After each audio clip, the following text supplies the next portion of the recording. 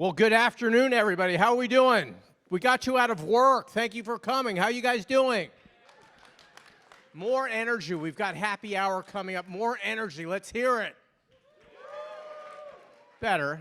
We'll get better as we go. I'm Jimmy Altman. I'm from Fox 61. I'm pleased to tell you that this is the 5th time I've been with Rebellion to do this, and they continue to evolve, and they continue to impress, and we continue to cover topics that are so pertinent to us in Connecticut and throughout the region and throughout the country. This is the second, Sam, right? This is the second AI and cybersecurity we've done. So the evolution of this continues to grow and continues to need to be addressed. That's why you guys are here. So we appreciate you being here. We appreciate the insights that you will give us. And we appreciate the experiences that you will share with us. Just speaking off the cuff here, I just want to tell you that in media, and I'm on the news, we'll be doing the news live from here at 5:30 today. But we have a saying, content is king. We've all heard that.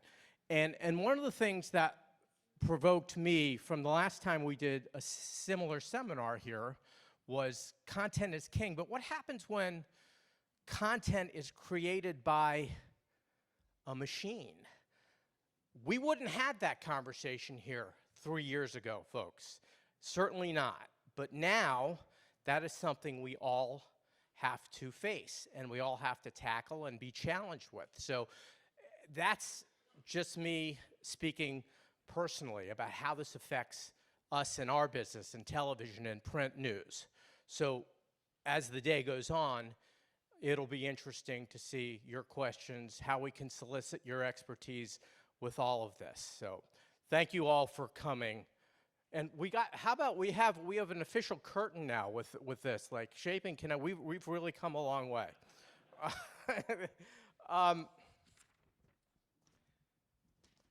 So officially, welcome to Driving the Future of AI and Cybersecurity. We want to thank HB Live for making this event possible. Thank you to all our showcases, all our sponsors, and we encourage everyone to take photos, share your experiences, get on your LinkedIn, hashtag shaping CT's future, or CT or CTs. All of those hashtags will work. We want to now call up one of the driving forces behind all this. We call him Sergeant Sam. You know him as Sam Barrett. He is the executive producer of this event. And we want to, Sam, can you come up right now? We also want to bring up Rob Thompson, the founder of Game Plan U. Rob, can you come up as well? Hi, Sam. Jimmy, thank you very much. I think Rob has graciously allowed me to take the stage. Hi, folks. Yes, my name is Sam Barrett, executive producer here at Shaping CT's Future. Like Jimmy said, I just want to welcome everybody to today's event, and I look forward to the discussions that we're going to have and the feedback that we're going to get. I just really quickly wanted to talk about, I know I only have 2 minutes, but I know I'm going to go over.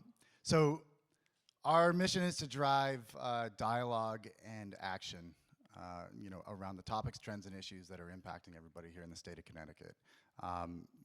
This year, compared to last, we looked at the action that we were driving, the changes that we're striving to make, especially given the name of our program and the platform.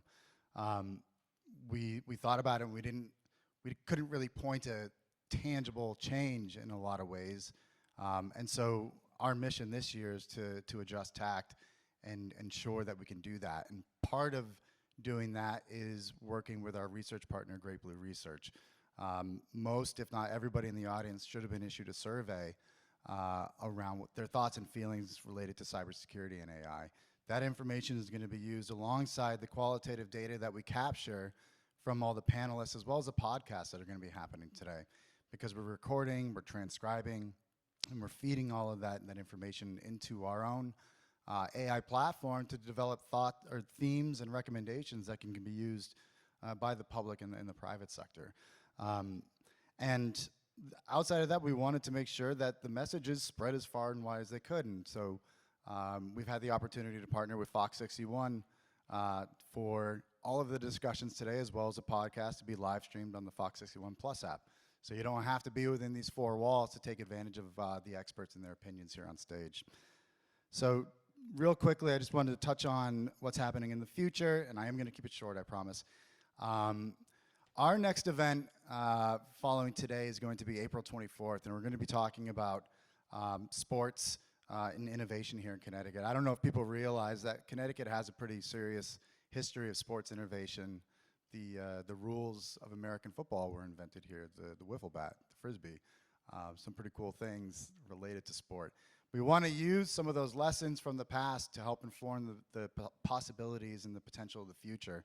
So we're going to be talking about the evolution of sports consumption from a media standpoint and how AI is changing that. And we're also going to be talking about the economic implications associated with sport in general, and a lot of that's driven by the NIL changes that have taken place within the NCAA. And then finally, we want to talk about how sports teams and rights holders can actually help fuel community ties and travel and tourism here in Connecticut, because we know how important sports teams can be to folks in the community. And finally, this is, that connectivity and that sense of community this is a new effort that we're driving. We work very closely with the state of Connecticut, with the DECD and the Travel and Tourism Department. We're going to be building a storytelling initiative that is aimed around getting the thoughts and opinions and the stories from leaders in different industries around Connecticut. The whole goal is to surface the stories that kind of are the true reflection of Connecticut, its possibilities, the opportunities that this state affords. And we're going to be using this event as a venue to gather those stories. And there's opportunities for everybody in this room to be part of that storytelling initiative if you so choose, and you can feel free to find me and we can talk more about it. But the Connective is there to tell stories, and it's the ability for lifting up the voices of everybody in the state to create a rising tide, and hopefully with that, all boats rise. So anyways, really looking forward to today. Thank you all so much for being here. This is a kickoff to the 2025 event series for Shaping CT's Future. Yeah, I'll hand it over to Jimmy. Thank you all very much. Thank you, Sam. I think you got your... All right, next up, we want to bring up Yetta Auger. She is the president, Cheshire Chamber of Commerce. Hi, Yetta, come on up.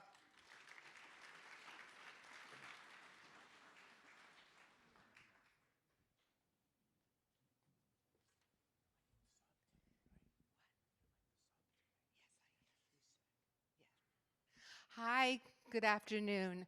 I want to take this opportunity to welcome you to Cheshire. We're a very growing and vibrant community, and we're so happy to have you all here.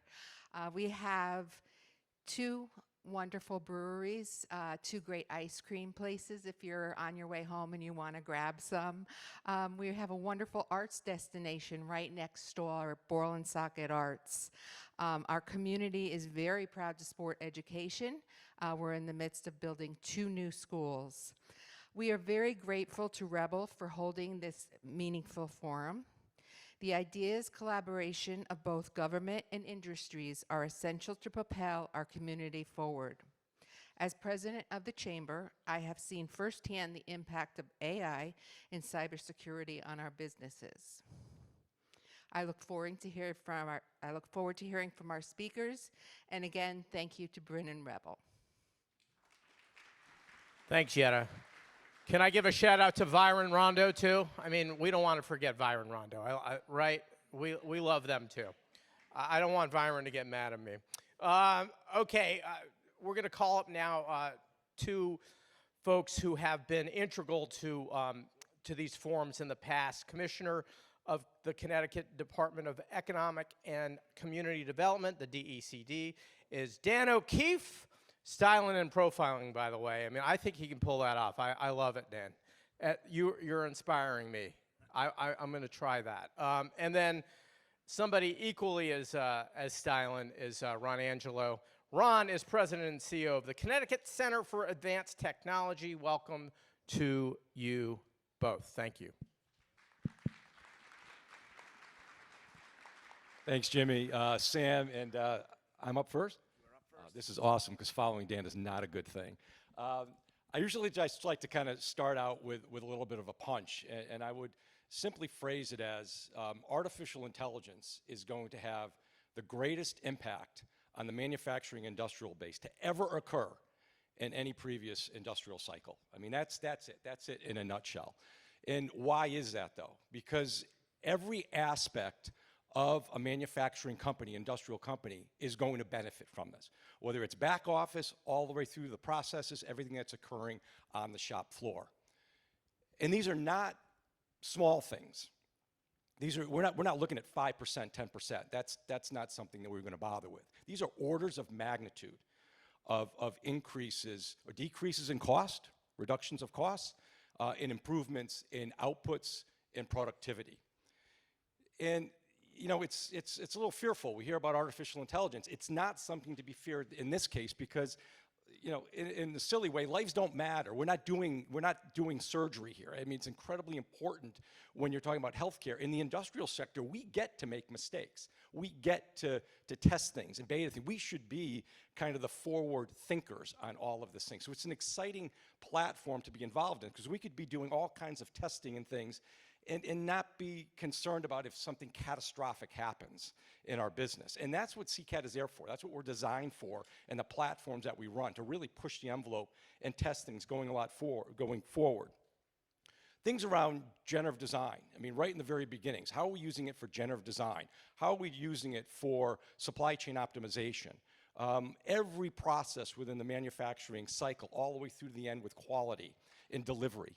AI driven algorithms are behind all of this now. So it's already here, it's already in front of us, it's not what's coming.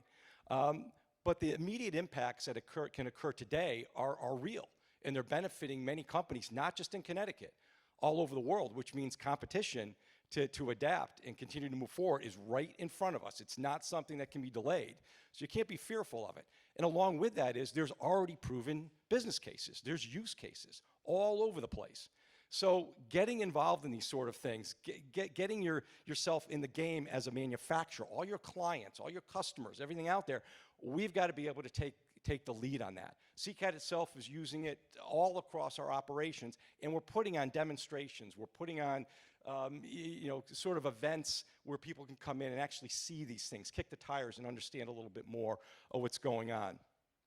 But in the end, you know, what I try to sort of wrap up, and Sam alluded to this by some of the future of what's being done here with Rebellion, and how there's always this tie back to the past. And it sometimes sounds a little corny, but look back over a couple hundred years of where Connecticut ingenuity came from.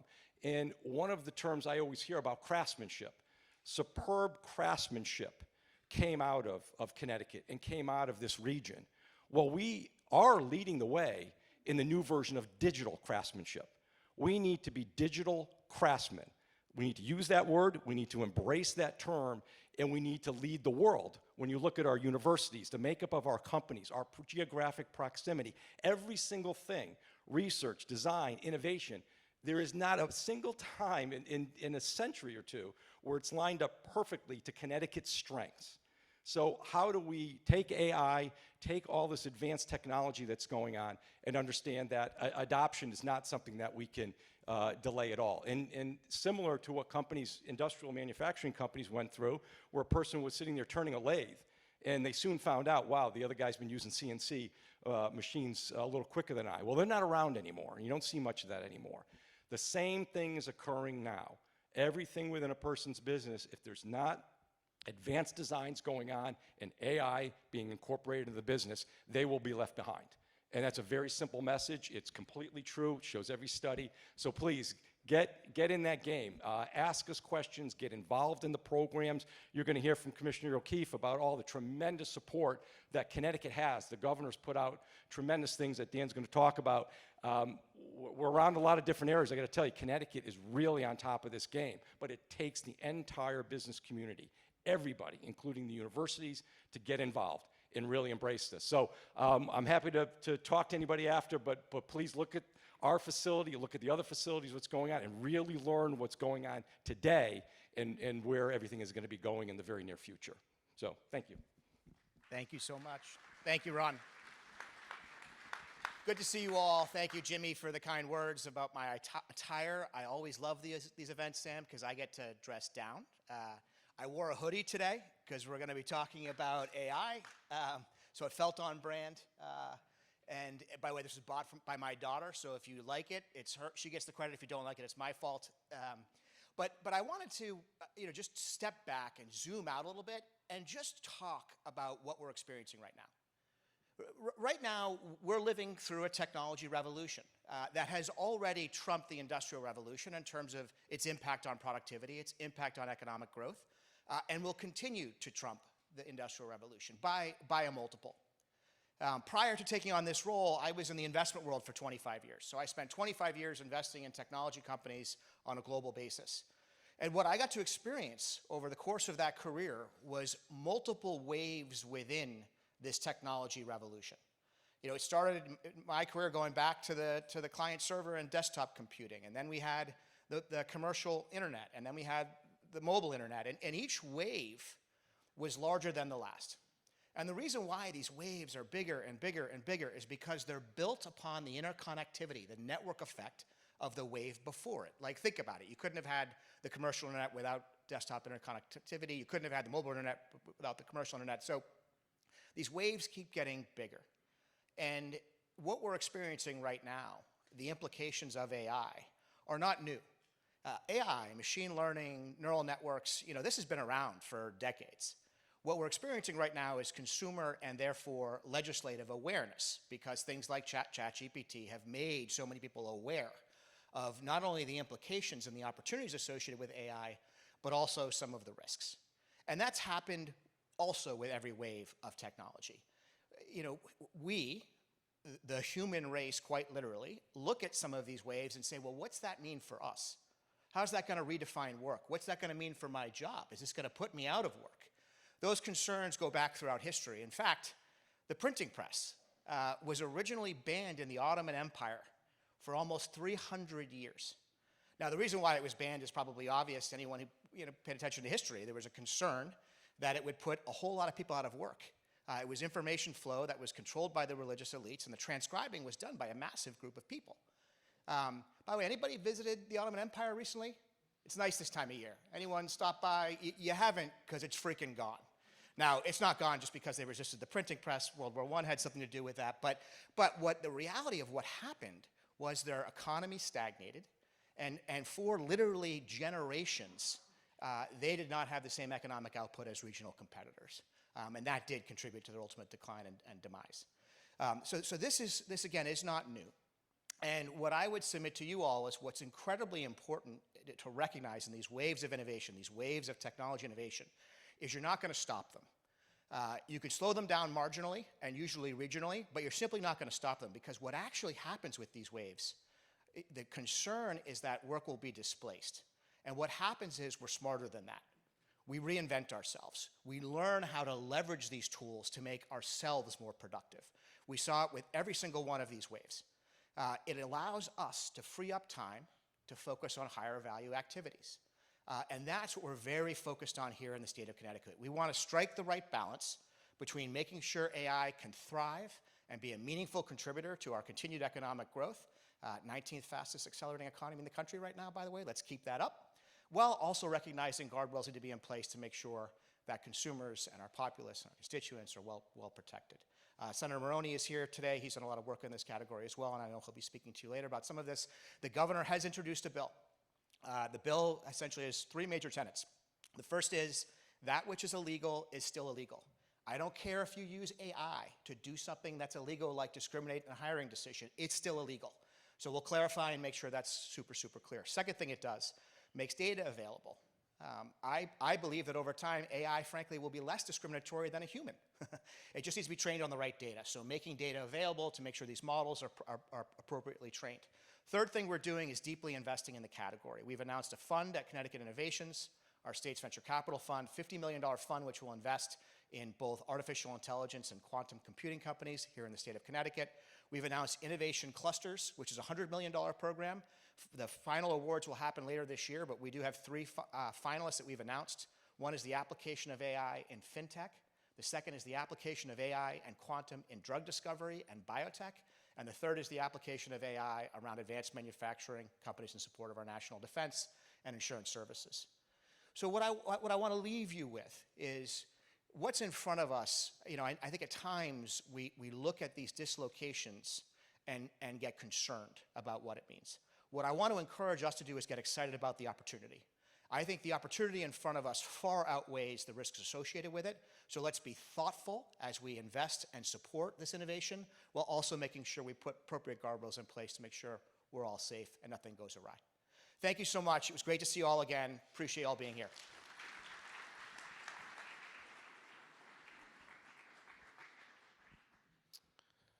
Thank you guys so much. Thank you, Dan. Thank you, Ron. Now we're going to introduce one of our keynotes today. Ing Ho is the co-founder of New York City Health Business Leaders. She's also the author of Rushing Headlong: How History Can Help Map the Future of AI. Ing Ho, please come up.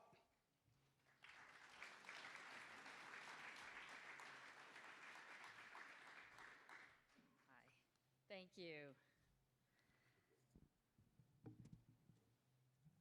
First of all, I want to do a thank you to the organizers of this event and inviting me. And I also want to do a shout out to the guys that are sitting behind the sound system, because they put this makeshift podium together for me at the last second. So I appreciate it. Thank you. So hello everyone, my name is Ing Ho, and I thought I'd try and put a talk today around not just AI and cybersecurity, but a little bit around healthcare, because that's kind of the area that I'm in. I trained as an emergency medicine physician here at Yale, but I actually left medicine 25 years ago and actually stepped into the world of health IT. I've been an entrepreneur and I've been an executive for a number of companies in the space, and this is an area that's sort of near and dear to my heart, so I appreciate the time. So a few weeks ago, I was actually in San Francisco, and I was at the JP Morgan Healthcare Conference, and I decided to rent a car. And it had been a long time since I'd actually rented a car and drove in the city, because I had gotten accustomed, like most people, in sort of jumping behind the back seat of a Uber or a Lyft car. But suddenly, I found something strange. I was literally driving on the road and surrounded by a swarm of Waymo self-driving taxis. And I have to say, I was a little terrified, even though in the end, nothing really bad happened. Every time I stopped at a red light and found myself sitting behind a Waymo, I watched the spinning camera on top of the roof, and it took my photo thousands of times, and while it was scanning for other obstacles. And all I kept thinking was, how long are you storing that information? What are you going to do with this data? Oh, and by the way, I didn't give you permission to take my photo. And each time I switched lanes, I would feel great anxiety. What if the Waymo taxi made an unexpected turn, cutting me off or veering unpredictably? Thankfully, that never happened either. But it left me pondering with a much bigger question. What if there had been an accident? A minor sideswipe, a little scrape? Would the Waymo have even stopped? With no driver to step out, assess the damage, or exchange insurance information with me, how would such a scenario unfold? And who would be held accountable?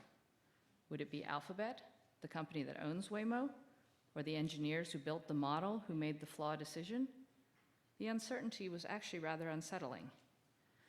San Francisco has 300 Waymo cars on their streets right now, and I realized maybe my worries were really not that universal, because chances are the company has a playbook and is backed by a fleet of lawyers ready to jump in when needed.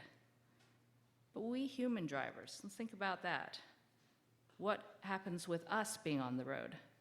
Well, we'd probably just grumble a little bit, maybe feel a little uneasy, and then eventually we'd just get used to it.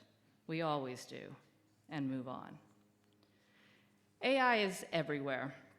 And not a minute goes by where some headline doesn't cross your screen that talks about how AI might replace your job, or generative AI has somehow gained consciousness, or some large tech company is firing up the nearest nuclear plant in order to generate enough energy to support their foundational models. Even doing a simple Google search, you are confronted first with AI overview as an answer before you even get any other answer. And there really is no escaping. But wouldn't it be really wonderful if we could just freeze everything just for a moment, on the spot, and have a vigorous discussion? Because that uneasy feeling that I was having in the rental car, well, that I'd love to explore a little further.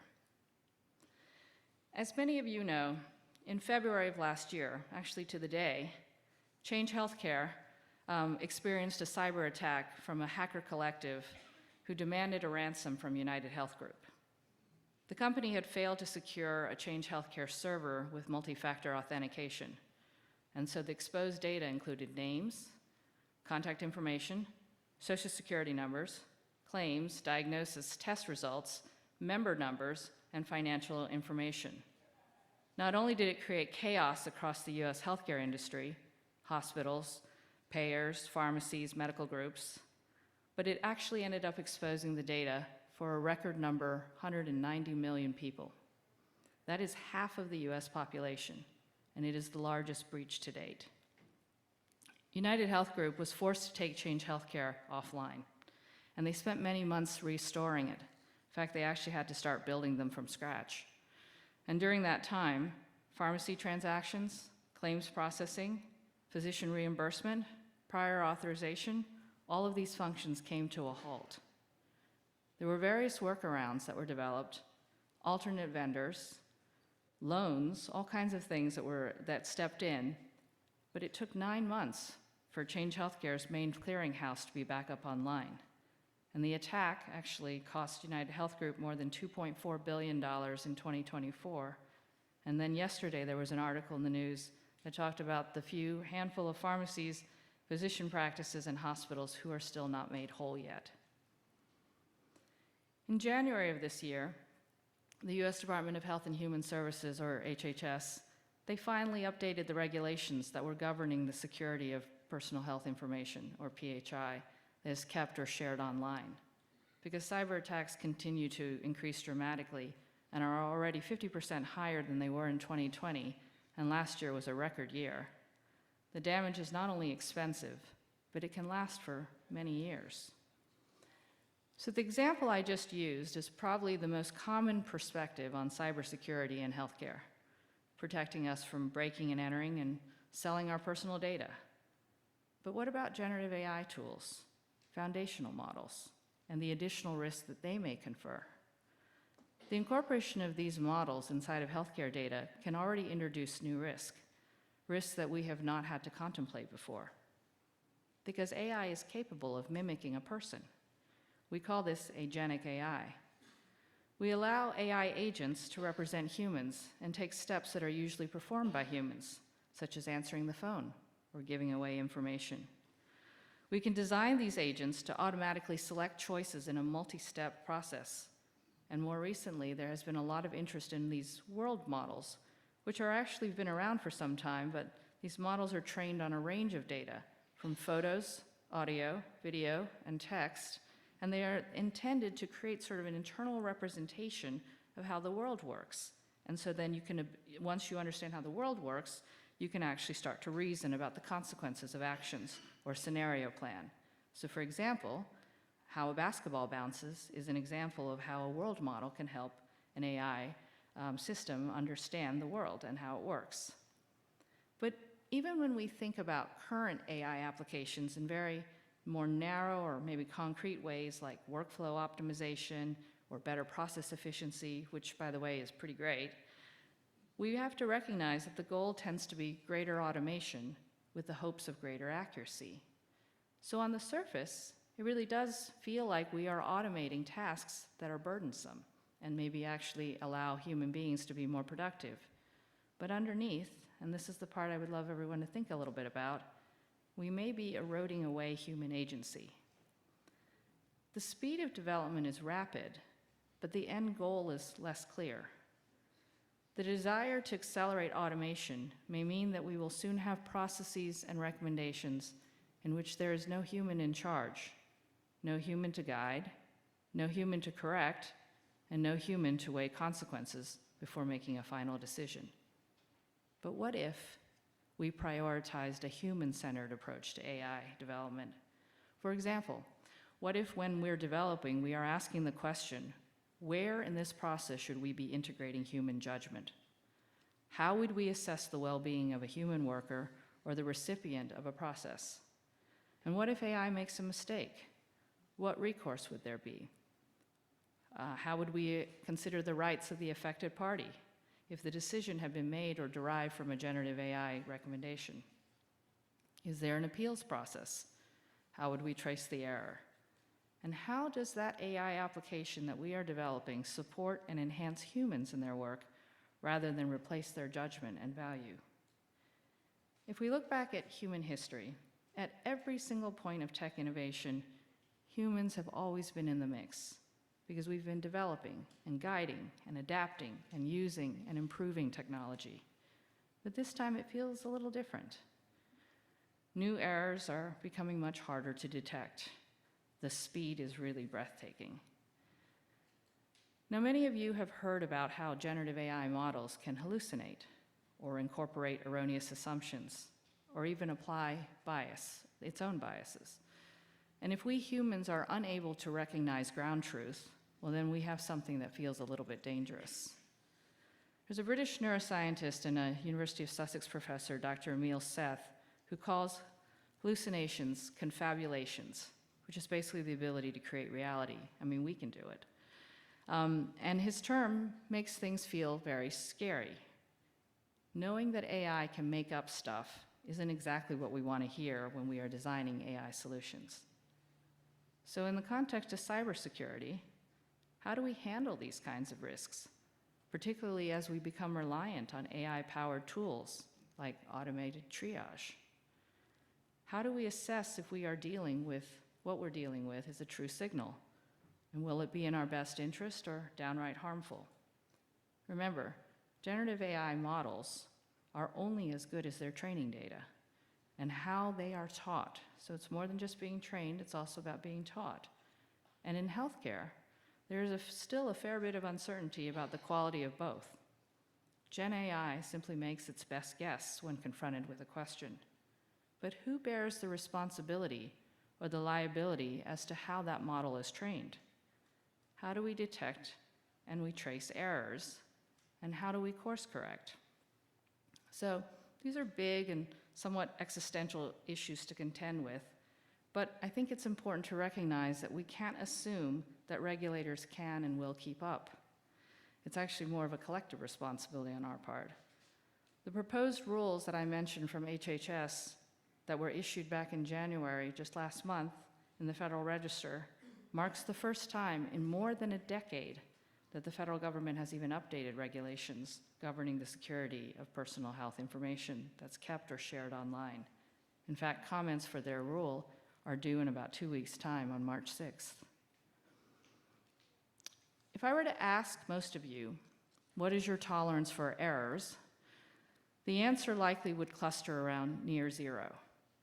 But if I were to ask your thoughts on how much flexibility we should allow AI models as they're learning, your answer may be more, it depends. Just like anyone learning something new, we probably have a lot more tolerance for a learning model than we are on a model that we're reliant on for its output. But in the world of AI, these boundaries are actually blurred, and we don't make a distinction, meaning we don't really know the acceptable bounds of error when we are dealing with foundation models. Perhaps one of the reasons we're comfortable with this gray area is because we operate in a human world and are likely assuming that there's a human appeals process as a final safeguard. Which brings me to what I worry about the most. We human beings tend to get over any sort of natural uneasiness very, very quickly. We default to letting our guard down, particularly when the technology is something we don't fully understand, because we always assume someone else understands it, and we can always hit the off button.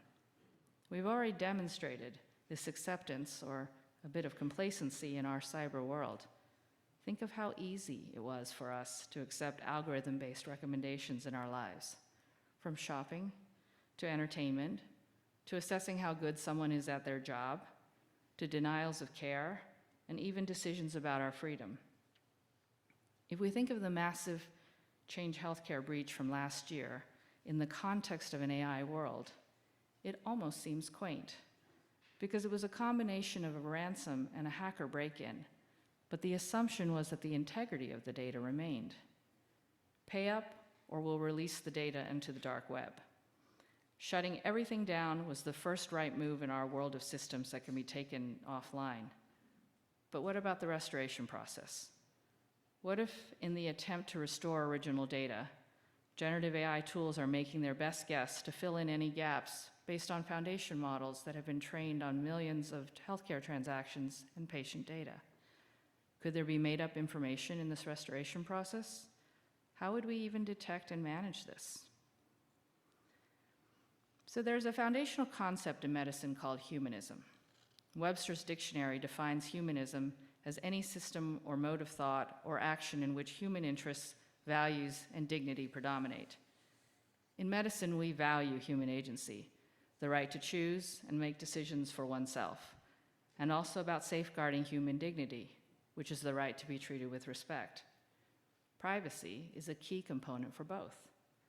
Privacy allows self-determination because it gives us the ability to make choices and determine what we wish to share. Humanism is a shared understanding around the need for dignity, and dignity is afforded by privacy.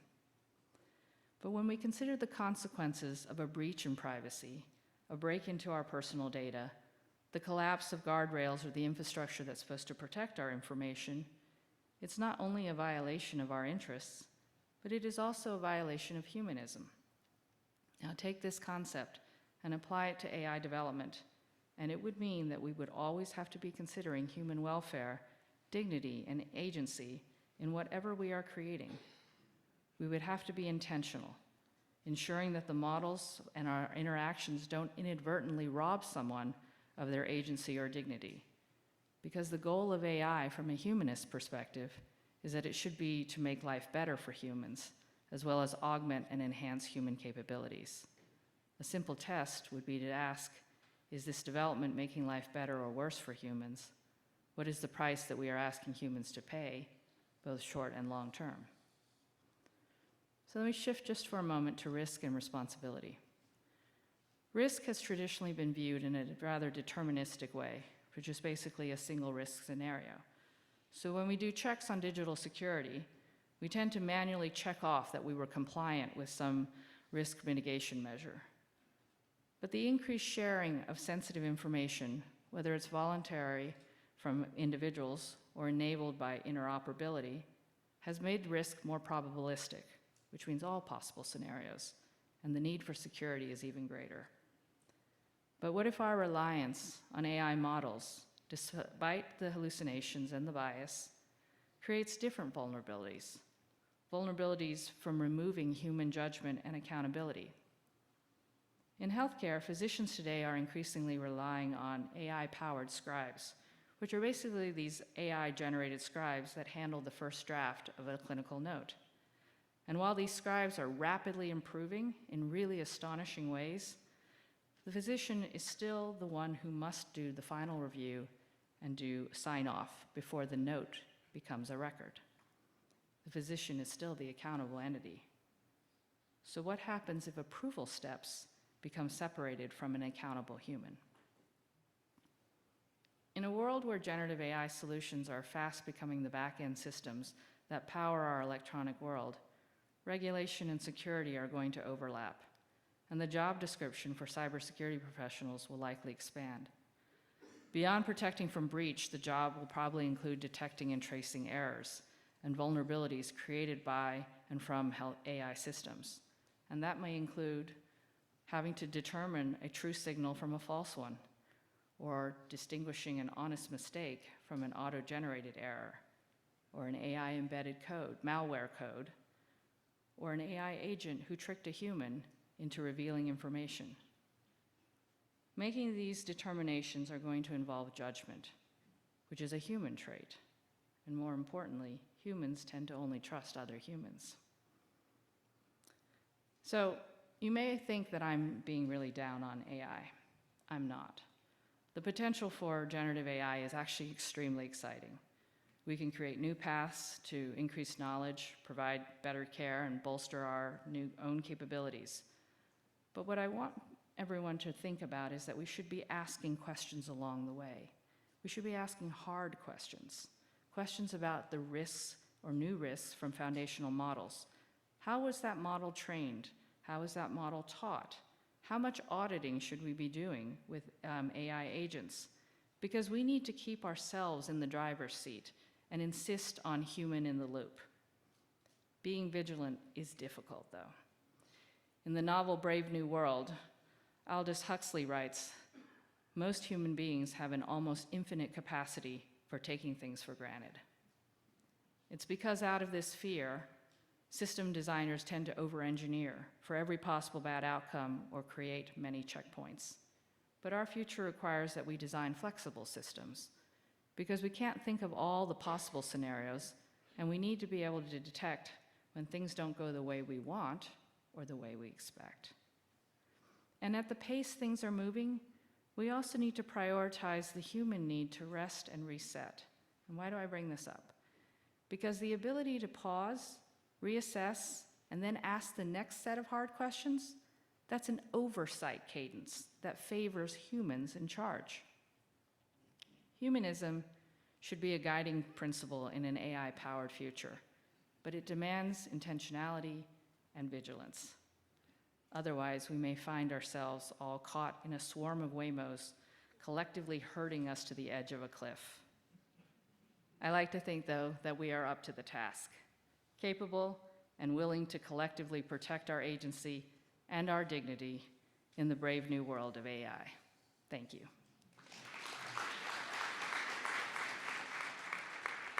Thank you so much, Eng. Thank you so much. Our next keynote comes from Steve Schwartz, and he's an investor, an angel investor, award-winning AI author, and a serial entrepreneur. Hi, Steve. Come on up. Good to see you. Thank you. Yeah, I might as well. We'll go on podium. Okay. Hi, everyone. I'm going to cover 3 topics today in rapid-fire sequence.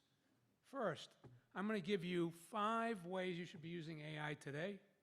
Second, I'm going to talk to you about 5 risks you should be aware of as you use AI today. And last, I'm going to give you some brief thoughts on how AI is impacting cybersecurity, whether AI is going to take all our jobs, and whether AI is eventually going to turn us all into pets. And I'm told I only have 10 minutes, so let's get right to it. Topic number 1, if you aren't using AI today, you'd better start because your competitors are. AI can improve the productivity of every single person you have sitting at a desk. So here's 5 things you could do today, 5 things you can think about today. Number 1, if your company is doing any kind of software development, make sure your developers are using coding assistants like Cursor and GitHub Copilot. Number 2, if you do research on the web, you do Google searches, you read the returned web pages, you do the analyses, you can save a ton of time by switching immediately to a tool like Perplexity, which is going to read all the web documents and do all the analysis for you. And you can do the same thing with your internal documents. You shouldn't be reading through all your contract files and things. You should be able to sit there at a terminal and say to your system, how many of my contracts have auto-renew clauses? What percentage of them have auto-renew? And let the AI go through and read them all, pull out all the renewal clauses, and figure out what that percentage is. These are all things you can do today, and it's not just on the legal side, it's any type of your corporate documents. You should be using tools like ChatGPT for all your creative work, personalized marketing content, creating social media posts, revising virtually anything you write, and image generation for presentations and posts. And if you're analyzing social media for marketing purposes or using some kind of older automated system, think about switching to an AI solution. Number 4, if you have customer service using an older interactive voice response system, your customers probably hate it, number 1. Number 2, you can do a lot better with AI. You should start thinking about switching. And last, there are all kinds of AI applications out there on the market and AI applications that you can create that will make your companies more competitive, and you need to be thinking about those. Okay, so topic number 2. Doing all those things, what are the risks you need to be thinking about? First of all, and mentioned earlier, AI systems do hallucinate. They make things up. You know, there was the case of the lawyer in New York who wrote a legal brief. He brought it into the judge, and the judge said, hey, wait a second, these 4 cases don't even exist. And he got in trouble because he had the AI system produce it. The only reason I tell that story, the lawyer's name was Stephen Schwartz. Same as my name, but he spells his name wrong. But the point is, they do hallucinate. Every output of an AI system, you have to check, just like Ing was talking about.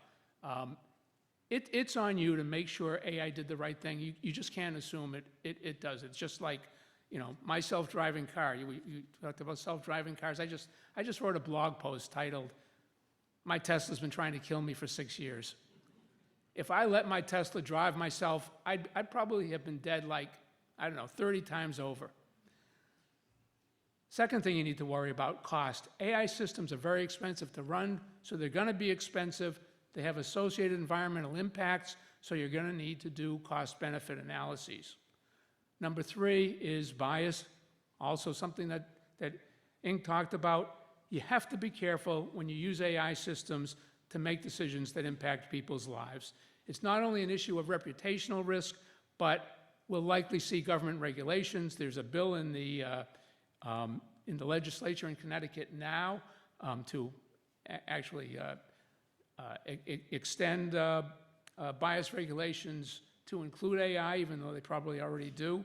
But I actually prefer to see federal regulations. I think it's a little bit difficult for companies, startup companies, to go through regulations in 50 different states when we could have one set of regulations in the government, but that's my only soapbox here today. 4th is IP and privacy. If you're using tools like ChatGPT, you're sending requests for information up to the cloud. OpenAI takes them and puts them into its training data, and you might end up with data leaks that come back when other people ask similar questions. So be careful about those things. Maybe consider, if you have really sensitive information, using your own AI systems. Number 5, toxic output and politically biased output. AI systems can do things like spew racial epithets at your customers and employees. You don't want that. Some AI tools have guard rules that prevent things like pornography and toxic output, so you need to choose wisely. Okay, last section, cybersecurity. So AI is making hackers better and more productive. So you need an increased focus on cybersecurity today. New AI capabilities allow hackers to do things like impersonate somebody's voice. You can have somebody go out there and impersonate your boss and tell you to send them money. So you need to be thinking about upgrading your security training processes and probably your software. The good news is, on the positive side, cybersecurity protection tools benefit from advances in AI, and they're getting better all the time. Jobs. So is AI going to take our jobs? Definitely not today. The World Economic Forum just released its 2025 report. They're saying that by 2030, only 9% of jobs will be eliminated by AI, but 14% will be created. So there'll be a net increase of 5%. But what will happen is that 40% of job skills will change as a result of AI. And a lot of that is because AI produces such big improvements in productivity, but it will change the way a lot of jobs are done. And last topic, so what happens if AI gets really smart and achieves what people are calling artificial general intelligence?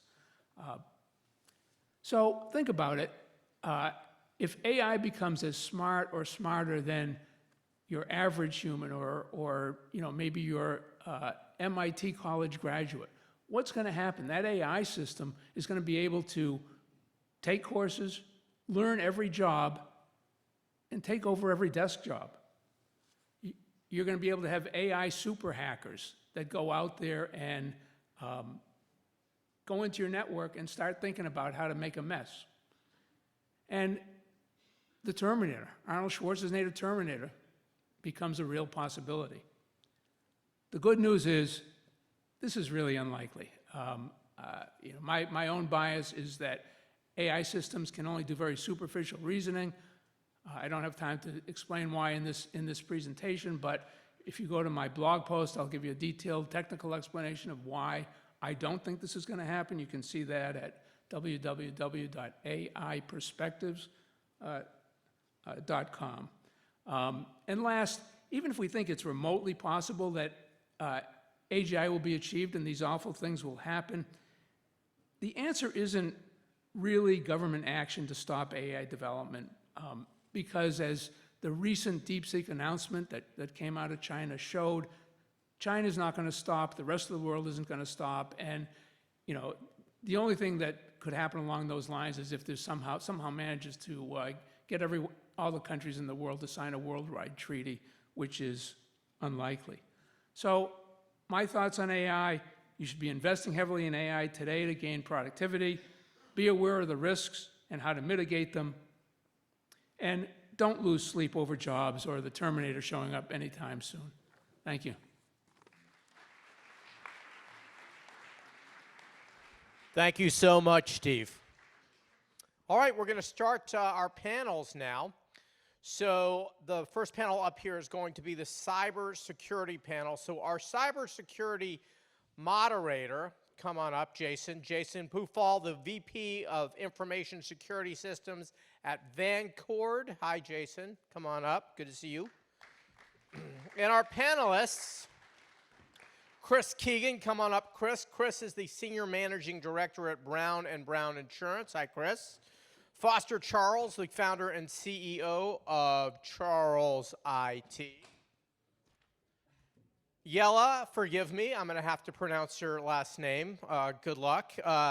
Yella Niemantverdriet. How'd I do? Did I? Irish guy? Yeah. Oh, yeah. Good to see you, Yella. Dr. Craig Bernier, the SVP and Chief Information Security Officer at Liberty Bank. This is our panel. Guys, we'll probably be up here for, I'd say, 45, 50 minutes, and then we'll take questions from anybody in the audience. Don't be shy. So have at it, folks. So is this on? It's on. All right. Yeah. Well, you did my whole intro for me. So you covered everybody. It's perfect. Yeah, this is great. Okay. Thanks.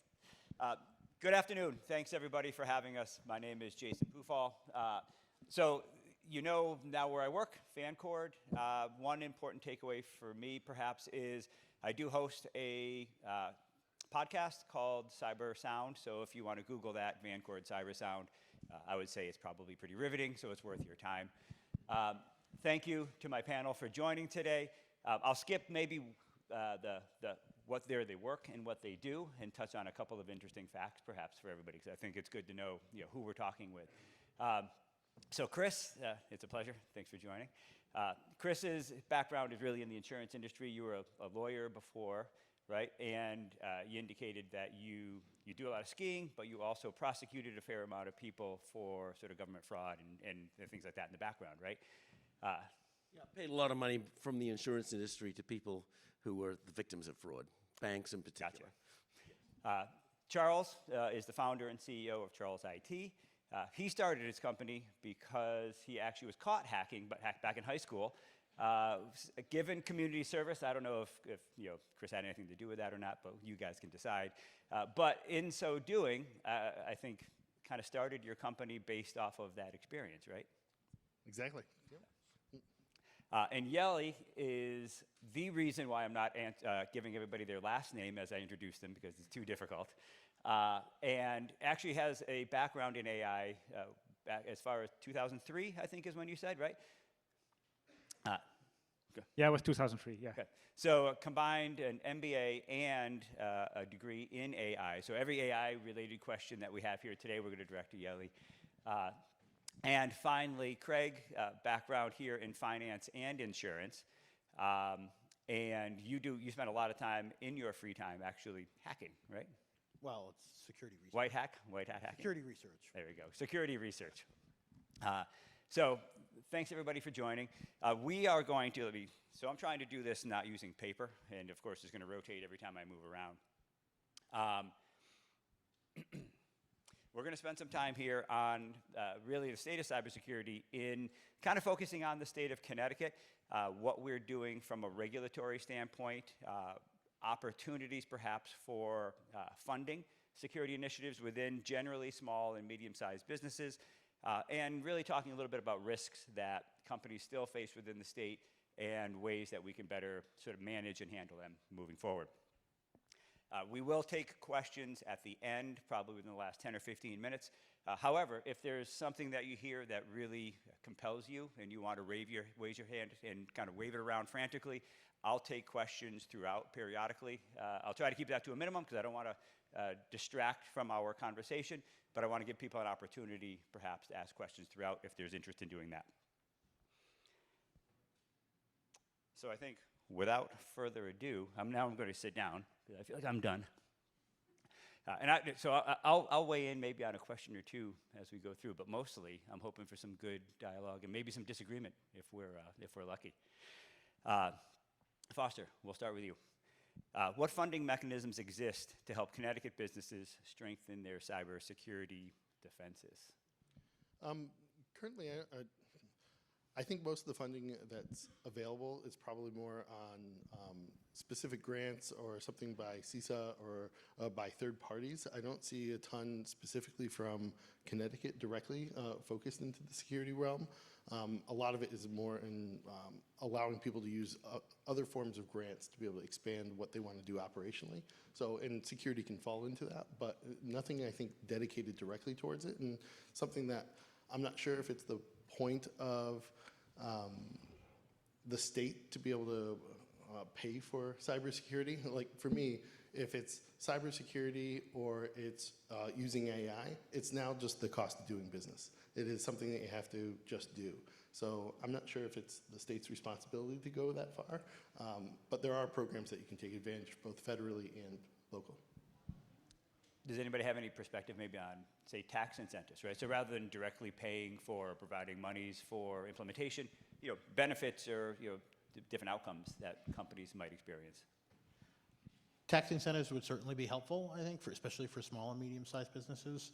There's a huge cost associated with cybersecurity, right? And it's often seen as just a cost center. It's just expensive. And so tax incentives, I think, would be very helpful. The state would just have to balance the potential for fraud in that space. But I think it would be helpful to at least get people started.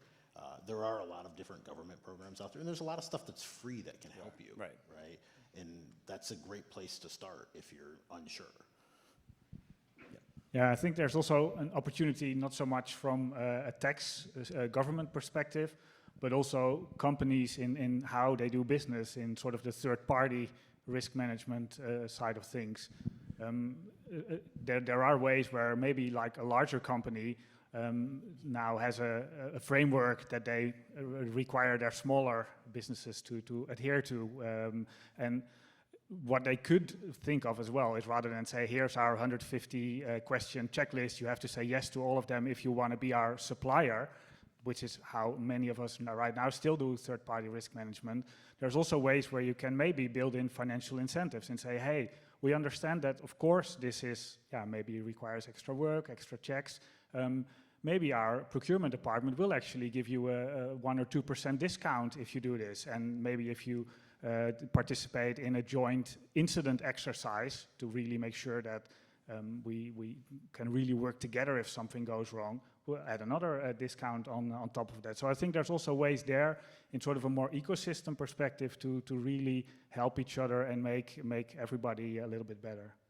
So, go ahead. No, I'll just make a quick comment, and I'm not going to pretend to be an expert in government funding of cybersecurity, but I just point out, like, I think some of them standards like NIST, at least from the federal government, there's a lot of work that's being done to establish standards and allow companies to assess their risks. I think the difficulty, though, is that cybersecurity changes so quickly. So once you start to put, how much money are you going to pay for what solution? What companies are going to benefit from that payment for that solution?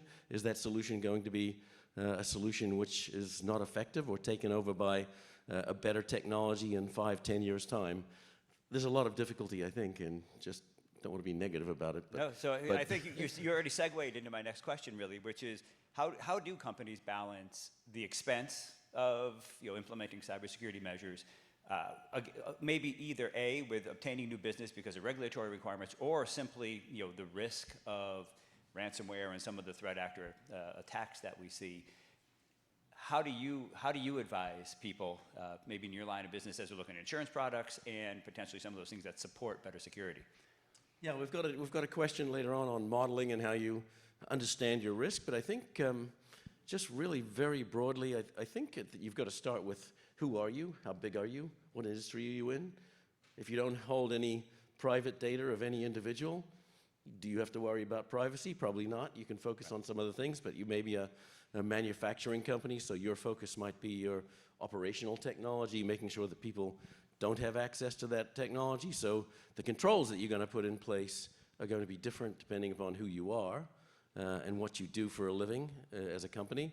And then you get down to how risk tolerant are you? It's a really interesting question, and it does get down to, I mean, as someone who's in the insurance industry, and I'm on the brokerage side, so my role is actually to consult with companies to try to have them understand what their risks are, and you get to a point where there's a spend on the insurance side, there's also a spend on the IT security side, and you're asking companies, how much money, I mean, that first question of, where does the funding come from? It comes from your budget. It does. Right? Right. So the question... Reluctantly, maybe. Reluctantly. So then, that's the question. And I think for those of people in the room, and I think people on the panel who are in the IT security side, and you've got the question coming up, where's the return on investment?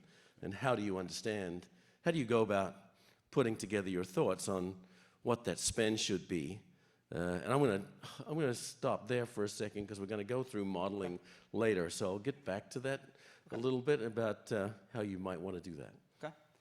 Any other comments? For me, cyber security and all the investments you need to make is just the cost of doing business. If you ever talk to any business owner who's gone through a hack or a data breach or anything like that, they're like, it's a fraction of the cost to be able to go and just pay for the appropriate security. So for me, it's just a cost of being able to do it. But people are like, well, what incentives or things that we have? I think it's the state's responsibility to make sure that the vendors and everybody they're using through third-party risk and management of them, that they're doing all the appropriate things and setting that example appropriately.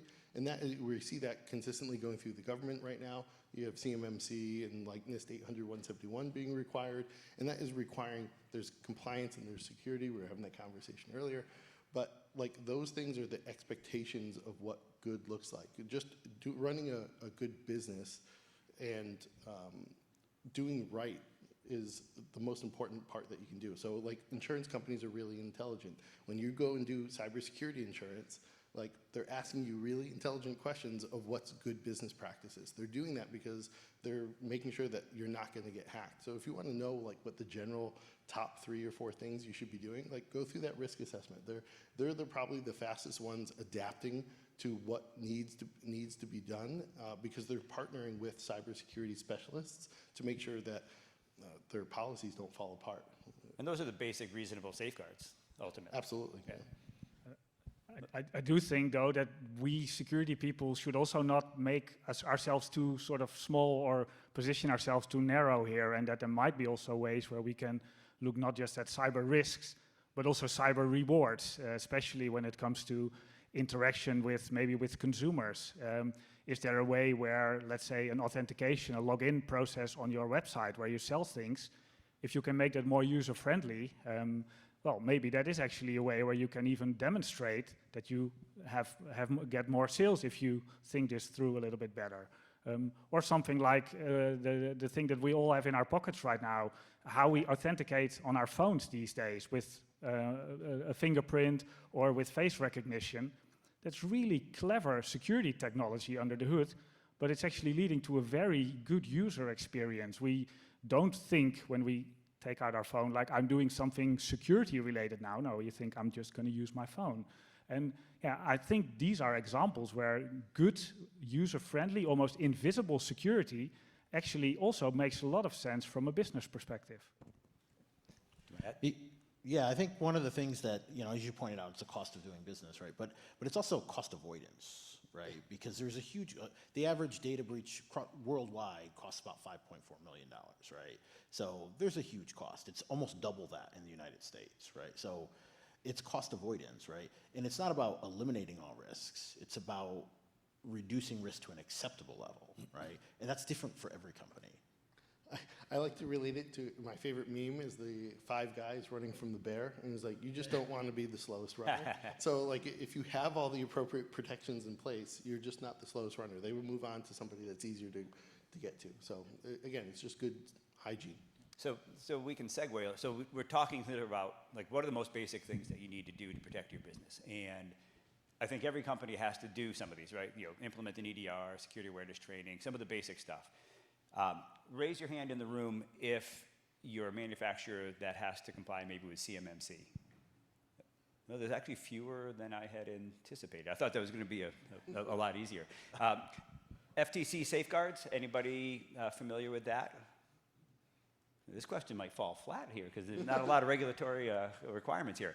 Because what I wanted to segue into a little bit was, hey, here's the things you need to do to keep your business safe. And then, by the way, there's a regulatory requirement that is probably more onerous being thrust on you a little bit, and now you have to adhere to something within 18 or 24 months from now, right? CMMC being one of the bigger ones. Connecticut, we see it a lot because of the manufacturing space. Any initiatives within the state that you're aware of to help businesses comply with some of these federal regulatory requirements? Or how do you actually guide a company that does have a regulatory requirement like that through that process? Because it can be cumbersome. Maybe Foster? Yeah, so for CMMC is based for people that are in manufacturing, defense, industrial base. So there are some things where you can roll those into contracts after that you've been awarded, and there's some grants and funding that you can do there.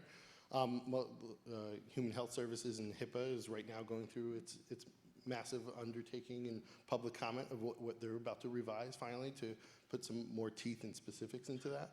But even Connecticut, they had the Connecticut Data Privacy Act, and so that actually just went into effect January 1. But like a lot of people just don't know about it. If you have more than 100,000 records of Connecticut residents or information on them, you're applicable to it, and that's something that you have to do. And Connecticut is actually one of the many states that have implemented their own regulation towards it, but a lot of people just aren't aware. I think one of the things that it probably should start scaling down, because right now it's 100,000 records, but making it applicable that people need to go and do. As far as the funding goes, it's, again, if you look at CMMC or a SOC 2 audit, or you look at to what HHS is about to do with HIPAA, or the SEC just did for public companies, these requirements, or NYDFS, or like all these things are happening in the past 2 years. They all look and smell the same, right? They all rhyme with each other. They're about 80% coverage over the same general practice and best hygiene practices. So again, there's certain programs that are out there that help you or give you frameworks that you can go and get for free, or what these best practices are. But again, it's just good cyber hygiene. Like it'll reduce your cost of cyber liability insurance. Yay. But like, for me, it's not having a business interruption. Like, nobody considers not having insurance. You pay for insurance in case something goes wrong, but why wouldn't you pay for cybersecurity stuff? To make sure something doesn't go wrong. To me, it's the same thing.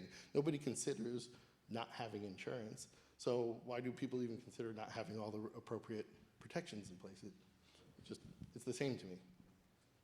Yeah, I feel like, I've had comments or clients tell me, I don't really need to invest in cybersecurity because I have insurance, which arguably is one of the worst answers that you can make, because it is a combat. Or we see the opposite, is we see people investing in cybersecurity and saying, because we invested in cybersecurity, we don't need insurance. So it's a little bit of it's your risk tolerance and who's answering the question. Yeah.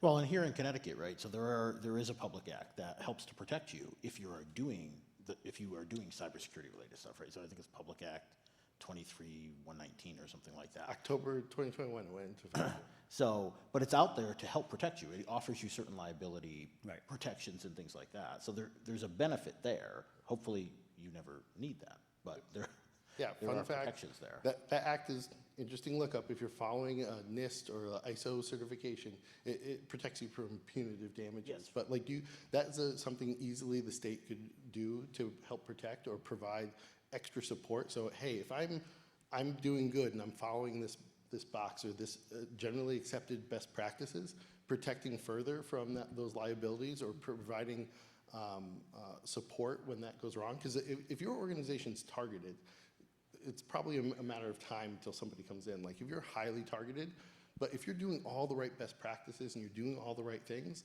that would be a great thing that the state would probably do. I think the insurance and this IT security are two sides of the same coin, is how it works. And I think the point being, if once these regulations come into effect, whether they're federal or they're state, and you are involved in buying cyber insurance, you're going to find that your cyber insurance carrier is very quickly going to be answering the question or asking the question about, are you compliant with X statute or with X requirement? And they will go down the road of pushing you in the direction very, very quickly. Otherwise, you won't get the insurance, or it's going to be significantly more expensive, because those fines and penalties as a result of those regulation failures potentially are going to be picked up by the cyber insurance industry. And the cyber insurance industry is getting crushed because realize the insurance market has hundreds of years of information for an actuary to pour through. But by the time they can get the information for cyber, these things have only existed for 10, 20 years, so they don't have enough information to do it, and they were just severely under supported in that data. So like those costs are just getting astronomically higher, and I will not be surprised if it continues to go up, especially because if you look at the reinsurance market, who supports that, they're also getting crushed. So this is just something that there's not enough data, and the protections that people go to for insurance is going to only cover the basics for when an incident happens. So let's transition a little bit into providing some specifics for people. Craig, being at Liberty Bank, what would you say are some really key technologies or practices that businesses need to adhere to be secure? Really just start with basic hygiene, right? Have strong passwords, use MFA, right? Just all the basics are very important. Don't underestimate the value that comes from training and awareness for your staff, right? Leverage some of the free tools that are out there. Leverage some of, do phishing testing, right? If you don't have a phishing testing platform, you could have that if you're using Microsoft 365 and in your license, depending on your licensing. There are companies like KnowBe4 that let you use their platform if you have 100 users or less at no cost, right? Leverage some of that stuff, right? And just don't underestimate the value that comes from doing that, right? Shiny tools are great, but the basics are the most important. Yeah, free is okay. So vendors do a great job at supporting businesses now with patches and vulnerability updates and CISA's vulnerability scan. Like, there are things out there that companies can take advantage of that are free and provide a lot of protection. Yeah, CISA will perform scanning for you around your perimeter, right, at no cost, right? You could sign up for that. They'll do it every week. They'll send you that report. You'll see what essentially an attacker might see if they're scanning you from a vulnerability perspective, right? Turn on automatic patching, right? Just please all patch. of those basic things are the most important. You know, it's great to go buy a $400,000 tool, but you still have to have all the basics. Foster? I get this question a lot, like, hey, if I have to invest in one thing, what would it be? For me, it's the cyber awareness in like testing of phishing. So everybody knows about ransomware, and that's been talked about a lot, but a ransomware is no longer like the top impacting item to a business. It's business email compromise. So like that means that somebody has tricked somebody to wiring money, that is somebody has clicked on something they're not supposed to, that is getting a donation for a fake charity, whatever it may be. But like that training, for me, you can build the best castle or security system in the world. If you just hand away the keys, it doesn't really help so much. So if I'm going to spend $1, it's going to be in the security awareness training, for sure. Yeah, so you wanted to create some controversy. I'll create some Yeah. controversy. The more we can argue, the better it's going to be. So I'll disagree with that, and I'll say that I agree to the extent that I think the business email compromise, that type of risk is very much probably 50-50 with ransomware. If you look at the statistics on what the insurance industry is paying out, it's 50-50 roughly. But obviously, it's something I think the business email compromise, to your point, everybody's focusing on the ransomware. They're not particularly focusing on those business email compromise, social engineering payments out. And some of them can be big. I mean, 500,000 here, $1 million, 5 million there. I think someone mentioned earlier there was a video, email, AI-generated video out of Hong Kong that a $25 million payment was made based upon someone who had an AI-generated face of the CFO on a Zoom call. And that's significant. But once you get to the higher numbers, once you get to larger companies, it's almost always ransomware. And it's the business income, it's the loss of revenue, it's the payment of the ransomware itself. We talked about Change Healthcare earlier.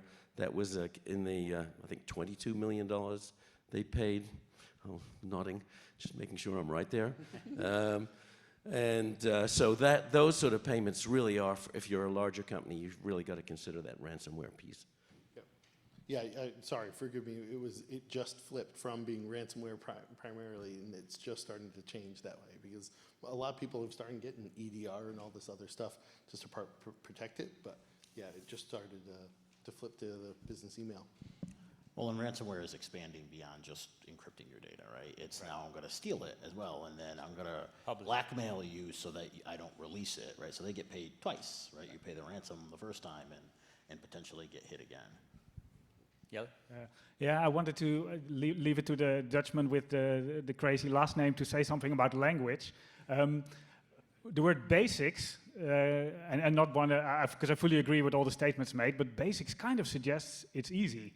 And I personally always like to say fundamentals, which makes it sound a little bit more complex, because I think if it was easy as basics suggests, then everybody would be doing it already. And yeah, that's, I think, something to keep in mind when we are thinking about these kinds of measures. Something like, well, you mentioned very rightly, MFA, multi-factor authentication. Not just using a username and password, but getting an SMS or even better, confirming with your mobile phone. That's, yeah, you could say that's relatively easy to implement. We all have phones, the tools are out there. But maybe you have a mobile workforce. People are working in the field, in cold conditions. They cannot put out their phone all the time. Maybe you are at a school, and you can say, yeah, those kids can just use, oh, wait, we're just looking at banning mobile phones from schools. So it's sometimes a lot of those, not even technical complications, that really make those basic fundamentals indeed a little bit harder than they sometimes can be. One other point then to hit it home on multi-factor authentication, because I do think that cannot be stressed enough. Yes, there are ways to work around that, and that's something that security people always do. They always immediately say, oh yeah, but there's ways around it. It's still an incredibly effective measure. I worked at Microsoft before, and we've done research where we said that over 99% of the identity-based attacks could be prevented by using multi-factor authentication. And our CISO always used to say, attackers don't have to break in, because they can just log in. In many of the cases we saw, there was a stolen username and password being used to, for a criminal attacker to try to pretend they were one of the employees. And those kinds of scenarios, yes, there are ways to work around it, but in many of the scenarios, multi-factor authentication is still incredibly effective. So I cannot stress that enough, that that's probably one of the main things I would try to focus on as one of the first measures to look at. So you mentioned identity-based attacks, and you and I chatted a little bit before the panel about security awareness training, and maybe we had a disagreement, but we won't argue about why. You had a different perspective on how to approach security awareness training, how to involve people in a little bit more of an organic way, maybe, and in a way that actually facilitated doing business on a day-to-day basis. Yeah, well, this is a great opportunity to launch my little slogan on we don't need security awareness for people, but I think we need people awareness for security. And what I mean with that is that, and of course this is, I'm really stereotyping security teams here, and there's tons of good ones out there, but I think what we've traditionally seen is that security teams give very right advice. It's correct what they say, but it's not very well aligned with how people are actually doing their work. We spoke just before this on every phishing training that we've probably all had says something like, don't trust email that comes from outside of your organization, and especially don't click on links or open any of their attachments. Factually correct, can't disagree with that. But there's probably tons of departments in your organization who work in recruitment, who work in customer contact, where that is exactly their job spec. So if you don't think that through a little bit better, then you're just, you are indeed ticking off the compliance box to say, hey, we've done security awareness training, nothing to see here, move along. But you're not giving them actionable advice, and it's not aligned with how they are doing their job on a daily basis. And I think there are a lot of these examples where we security teams should actually try to understand the business a lot better and try to really make sure that our security measures align with that, instead of trying to distract people from their work or even give contradicting advice, so to say.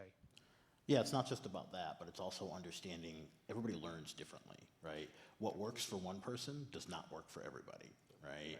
So you have to use different methods to help people learn, right? And put it in, and if you put it in the context of what they're doing for their job, they will retain it much better, and because it's more meaningful to them, right? And then training and awareness is probably one of the most beneficial things that you can do, because if nothing else, if it stops them from clicking on something and they ask first, you've won. You've won, right? Because all it takes is one for a breach to occur, right? And over 90% of breaches start from social engineering in some form, whether it's phishing, smishing, quishing, whatever it happens to be, over 90% of them. So the one thing we all did agree on when we talked earlier was don't make the ramifications punitive. So if somebody does click a phishing email, I've been involved in cases where people have actually been brought into HR and reprimanded for having clicked on a phishing email. And the fact is, they're really good. And they are difficult to identify sometimes. And you really want to leverage this as a training opportunity, not a reprimand opportunity. Yeah, and it's no longer like Nigerian princesses and bad. Although they still come in. Yeah, they do still come in. Somebody's still clicking on it. But with AI and everything, like the grammar's perfect. It has great context about your company. It knows who it should be coming from.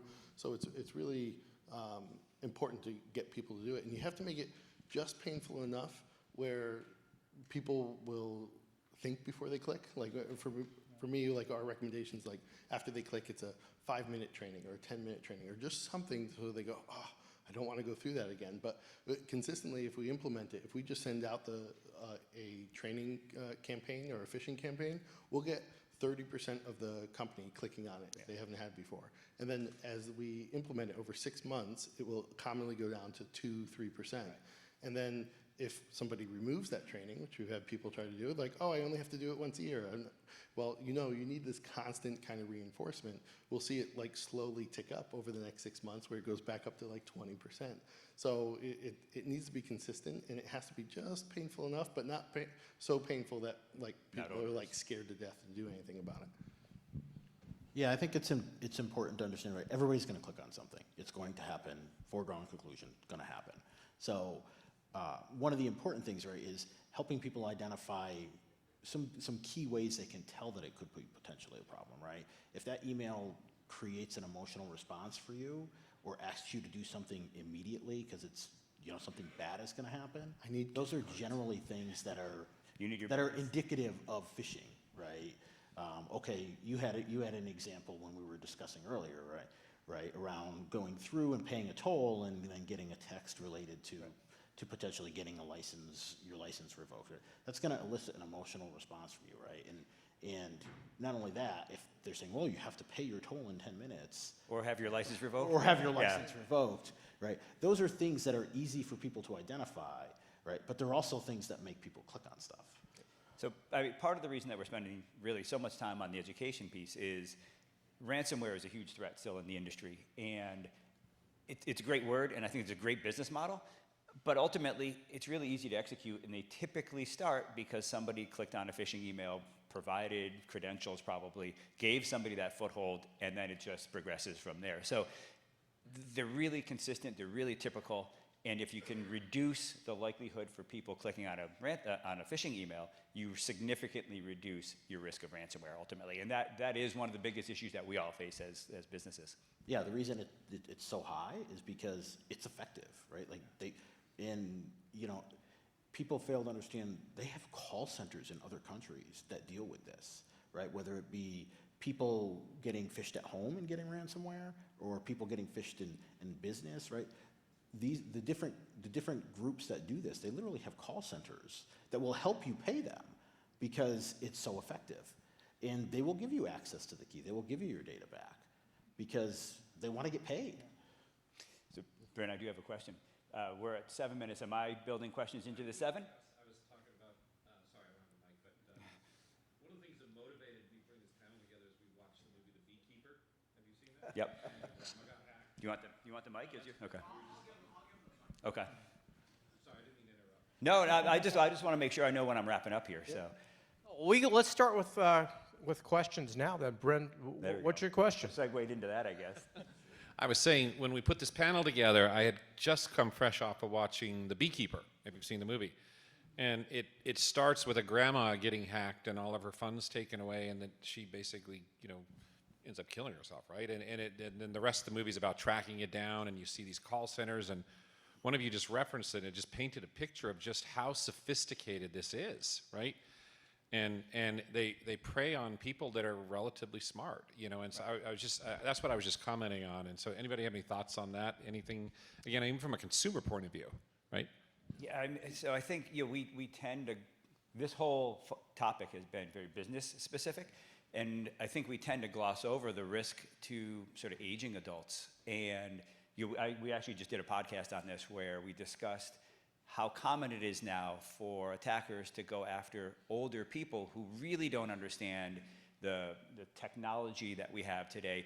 They'll go as far as physically driving them to the bank so they can withdraw funds. And those are very personal, those are typically very individual, but we're going to see more and more of that, I think. Yeah, elder abuse is always on the climb, right? It's because the insurance industry is starting to step in to help people, I think. I had personally a call for somebody in my business whose sister she was buying a house, and she paid money on a business email compromise to somebody, lost the money, but the insurance industry and a lot of the insurers now have these people who can track down money. If you get there quick enough, the banks can pull that money back, but the question is getting the knowledge out there to people, I think, to know the right people to call. And getting the ability to do that. I think law enforcement gets involved in that often as well. Yeah, the state police has a cyber focused group, right, for cyber fraud. And yes, if you do get there, right, wires are generally the most typical common way for people to try to do that because it gets there so much quicker, right? And you have a very small window to recover it, but you can recover it in some instances. Yeah, can I just follow up on one comment that you were making? We were talking about ransomware, and the fact I think that it's inevitable, right? People are going to get through. We're going to get phished. I've clicked on phishing emails and gone, damn, I knew that was a phishing email. And have to call my IT person as the cybersecurity guy with shame on my face. But I think, and we were talking about modeling. I think you got a question there.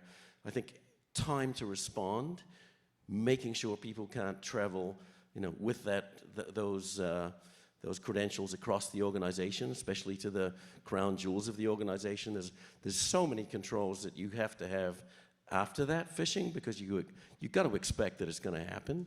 And so there's probably a list of maybe 6 areas that the insurance industry, and these guys will know it. I think MFA, we talked about, critical.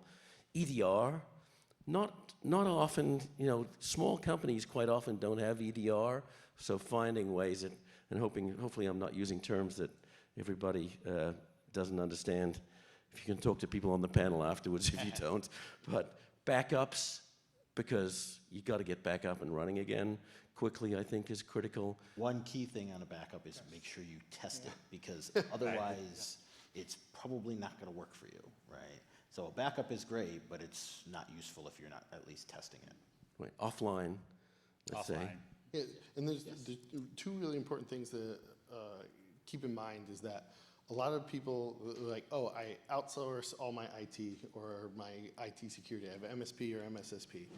But if anybody in any occupation, you know your coworkers and you have a bunch of people, there's always good ones and bad ones. Like, just because somebody's a doctor doesn't make them a fantastic doctor. There's better ones and worse ones. So making sure that your backups actually work. Like, people are like, oh, it's out of sight, out of mind is a big thing. And the other myth that I commonly have to do is like, I'm too small of a target. Why would anybody pick me? Right. But like CBIA just put out information is like 24% of the businesses in Connecticut in the past 2 years have been hacked or dealt with a data breach. 90% of them were considered small business. Right. So like. Yeah, or they'll say they don't have data that somebody cares about, right? Yep, I mean, it's exactly. very opportunistic. It's not so much data-centric always. Yep. And small businesses sell to large businesses, and that's one of the things that ASML, the chip machine manufacturer in the Netherlands, is doing.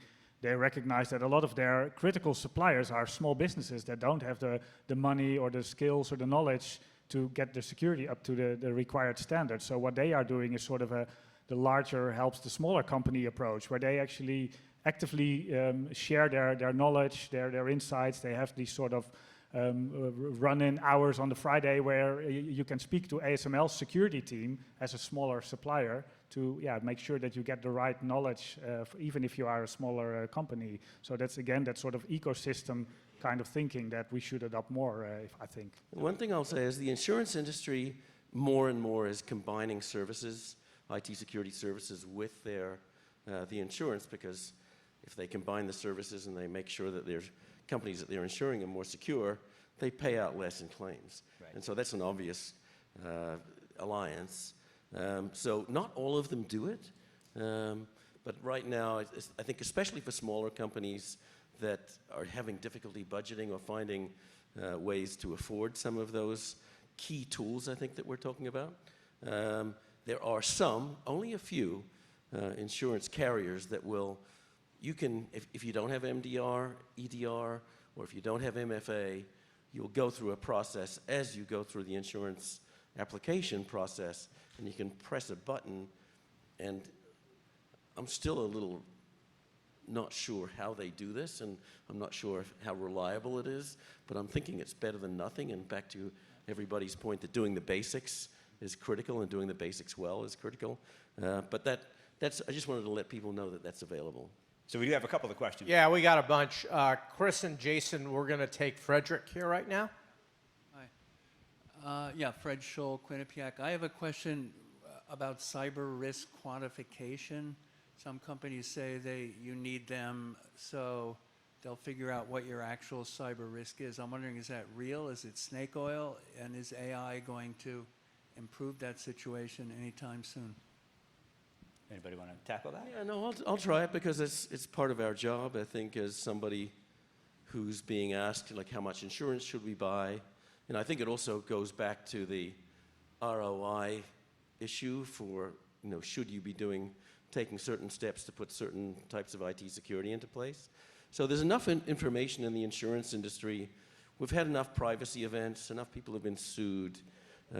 We know enough about notification costs and forensics costs and that type of thing, that if you can tell us how much private data of a certain type that you have, we can put numbers around that. I'm not going to say it's perfect, but we can give you probably a top-end estimate of where your worst-case scenario is, and maybe we can go a little bit like you probably hear on, for property insurance, the 1 in 100-year loss, the 1 in 50-year loss. What gets a little bit more difficult is, and we can do the same actually with ransomware. We have enough statistics out there to know how much they're going to be asking you for. Generally speaking, what percentage of companies pay. That type of thing is available. The business interruption is a little bit more difficult because that information generally is not public, but you can go down the road of we understand something about what percentage of your company may be out, what's the length of time that you may be out, depending on your company type. So I'm not going to say it's perfect, but I'm not going to say it's snake oil either. So I'll say there's a place in the middle there somewhere where it really does. I think the information is that you get back from those models, and it's not just the insurance industry that does it. I think Safe, Fair, there's other companies out there that do that type of thing, which I think comes back to a dollar number. Yes, what you really want is, because I think people who are in the IT security business on the company side really want to, when you're talking about your budget, they want to go to management and say, here's the value of this, here's the possible loss. Have we got another question? Yeah, I do, Jason. Just anecdotally, though, I would like to say to your guys' points before, my Netflix account has been quote unquote canceled the last 2 days. Like, you get these emails and they are very slick. Right. There are, I get the Nigerian prince, we've all gotten it, but they've become very slick. And our company taught us that if we click on sort of where it came from, you don't click on a link, but you click on where it came from, that gives it all away. It's some, random website that sent it to you, right? I mean, that's what we're taught to do. The good advice is, companies always want their money. They're going to make it easy to collect it. Yes. So if you get an email that and it's critical that you have Netflix access, right? Just go to Netflix, and it will pop up and say, update your credit card or provide more information. Don't click on a link in an email. It looked exactly like it came from Netflix until you clicked on the sender link, basically the sender. Sherwin. Thank you all for this amazing panel. My question is about drilling. You mentioned checking, testing rather, your backups. We have in other security contexts, active shooter drills in churches and businesses and schools and things like that, fire drills. To what extent, in your experience, do you see companies doing tabletop exercises and similar types of drills to test their incident response plans? And to the extent you're not seeing it, do you think it's effective and it should be done more? So not enough do it, that's for sure. And they don't do it often enough because there are a lot of different scenarios out there. Nothing is ever going to be perfect. They are very effective. They will help you identify your weak areas. We do them fairly regularly. You can engage other resources. CISA has resources that will help you do tabletop exercises, and they will not charge you. You kind of pay for that through your taxes. Right? So you should be doing them and alternating them as well, right? Now, don't do the same thing all the time, right? Pick some different scenarios. Foster? Yeah, this is where I think compliance actually does really well about improving cybersecurity is tabletop exercises. If the difference between organizations that want to do that are the ones that see it as an investment or something that are truly taking it as a risk versus like just a cost center. So, and that's just everybody at the table running through, for those who don't know what it is, running through like, okay, this just happened. What does IT do? What would legal do? What would operations? What would HR do? So, and you kind of run through that. And those scenarios are free. Like you can go to CISA and download those scenarios for free, run through them. But I think they're actually highly effective because commonly we'll put in all the security systems. It's like a fire drill at your house, right? Like smoke detectors going off, but nobody knows how to get out of the house or where to meet or go anything like that. Those things are really important to go through. So I think it finds the holes in the organization of process because somebody might have clicked on something, but they don't alert anybody. Ruh-roh, if you have a problem. You said something that's important that I think I want to highlight. this is an institutional issue, not just an IT issue. So make sure you have HR, make sure you have legal, make sure you have relevant departments at the table for these tabletop events, these ransomware events. You have to have an institutional understanding of how to respond. Yeah. There's a little bit of a misconception too that tabletop exercises should take all day, right? No, Like, right. You can spend an hour, right, and still have a And be very better for it. effective one, right? But yeah, a key point is make sure you have stakeholders there, right? It's not solely a technology and a security thing, right? Like you have to understand the impacts to the business, and they have to understand what's going to happen to them, right? Because that's what drives what you're going to do. Yeah, like the last one we just did was easy. It was saying, okay, we just had an event. We have a customer service desk. Like, your computers are down. How do you respond? Right? It was less about the security software, more of like, okay, when the computers go down, what do you do? How do we rack those calls? How, does the phone system Yeah, work? it's more the continuity aspect. Yeah, you're going through all the rest of it, and that's the true benefit. Do we have time for one more? Yeah, let's do one more, James. And then, guys, we're going to take a 10-minute break. We'll go on to our next panel. So thanks, James. Thanks for the panel. This may be a dumb question, but why can't all this stuff just be intercepted at the server level? Like we've just described all the traits and properties of phishing emails and SMS. Why does this stuff even make it to our inbox? So more of it gets screened out than you probably think, right? So Google is the largest email provider in the world, right? In 1 month, they screen out almost 300 million malicious messages, right?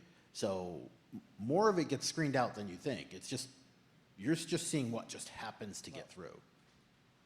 Yeah, and a lot of the stuff is now individualized. So there's nothing that stops me from picking a link, finding your email, and sending you one email. Like, how does a computer know if that's a legitimate email or me just being malicious and sending you a ransomware link? The computer doesn't know. It's not intelligent enough to Well, do that. and you made the point earlier. You just go to the website and look at our team. You find out what the executive leadership is, and you've got all of that information. Yep. Anybody else want to tackle? I mean, I think that's pretty straightforward. Okay. All right, Jason and the panelists, my favorite 90s alt band. Thank you guys. Thank you guys so much. Thank you, everybody. Thank you so much. If you guys have any questions for them, they'll be happy to answer them for you one-on-one as well. We'll see you 10 minutes. 10 minutes, our next panel begins. That must be the graphic. That leads in. I think we're going to see ourselves on.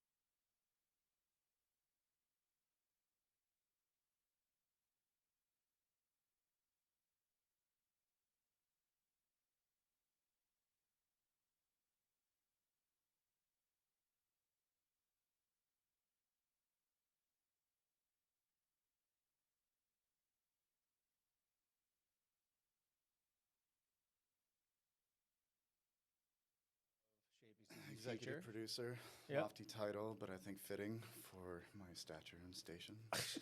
and Mike Vigent, CEO of Great Blue Research, our partner through these events, and really keeping us honest with some statistical data when it comes to the discussion. Interesting stuff so far. I think the biggest kind of reality moment that set in when O'Keefe had said this is magnitudes larger than the Industrial Revolution as far as the economic impact and the speed with which we've seen innovation and advancement.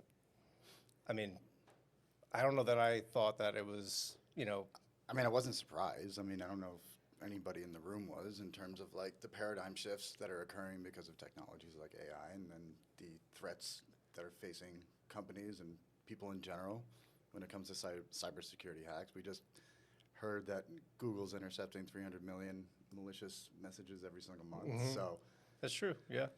Slipping through, obviously, because of that question that was asked, because it's like, why isn't this just being stopped? Well, it is. There's just a shitload of messages that are coming through, and you can't stop everything. Which shows you how good the ones that are slipping through are. If 300 million are being caught at the server level, and there's still some more getting through. So that's really what kind of caught my attention was all of the variables, all the things being discussed, and how it's still in its infancy of figuring out what cyber is going to do, how the impact's going to affect small to medium to large businesses. Lots of interesting stuff. Yeah, the sophistication, like you said, is incredible, and that's evolving faster than what we're seeing is able to kind of be accounted for at a regulatory level, at a privacy and protection and policy level. The way in which there's this, need to somehow protect our businesses or our data, and yet there's just infinite amounts of new ways that are popping up daily that, there's attacks. And it's not just your typical ransomware phishing approaches anymore. Well, it's like Google's stopping 300 million of these malicious messages, and yet the Nigerian prince emails are still coming through. And he's got a discount good tech team. I was saying earlier, I'm wondering if it really is a Nigerian prince that's trying to send all this money, and because everybody thinks it's a cyber threat, nobody has taken him up on it. Well, maybe. I mean, prior to, though, we didn't even know there were cyber threats back when he first started sending us emails. But it's like, I thought what was interesting too is, because we were talking right before we did this, is the way in which the insurance industry is responding to cybersecurity policies, and how they're trying to assess fees, and what is the blocking and tackling that should be done, blah blah blah. And you think about other insurance industries where you have, and to your point, you were saying there's a wealth of data historically you can point back to that sets a precedent for, hey, this is best practices for an insurance company when it comes to for healthcare. But when it comes to cybersecurity, you're kind of making up the rule book as you go to a certain point, just because there's not a wealth of data to fall back on that can point you towards what right looks like. And that aligns really nicely with the study that we did with the Shaping CT participants that are at the event today. We sent out a survey and asked some questions in advance, and a couple of things that came up, and to kind of further that point, and the point that got made was insurance companies have 100 years worth of data so that the actuaries can figure out the formulas and how to assess that risk. Whereas in the cybersecurity space, those agencies are figuring it out literally on the fly, and the threats are getting worse or more complex every day. And it aligned really well. And you mentioned kind of some of the, some of the policy. And in our poll, we saw about 73% stated that stricter state or federal cybersecurity laws will financially strain their business in the next 3 to 5 years. So I think that is in line with that insurance piece. But we also asked what were the biggest kind of challenges or threats. 43.6% of the participants stated their biggest challenge is evolving cyber threats, and a little over 51% said managing sophisticated cyber threats is going to be the biggest operational challenge they face in the next 5 years. So these are all C-suite business leaders, business owners that are answering this survey, and we'll have a national poll coming out on this after the event today. Well, that tends to track, right? Because it seems like a little bit of a semantics or nuance, but it feels like there's actually more data.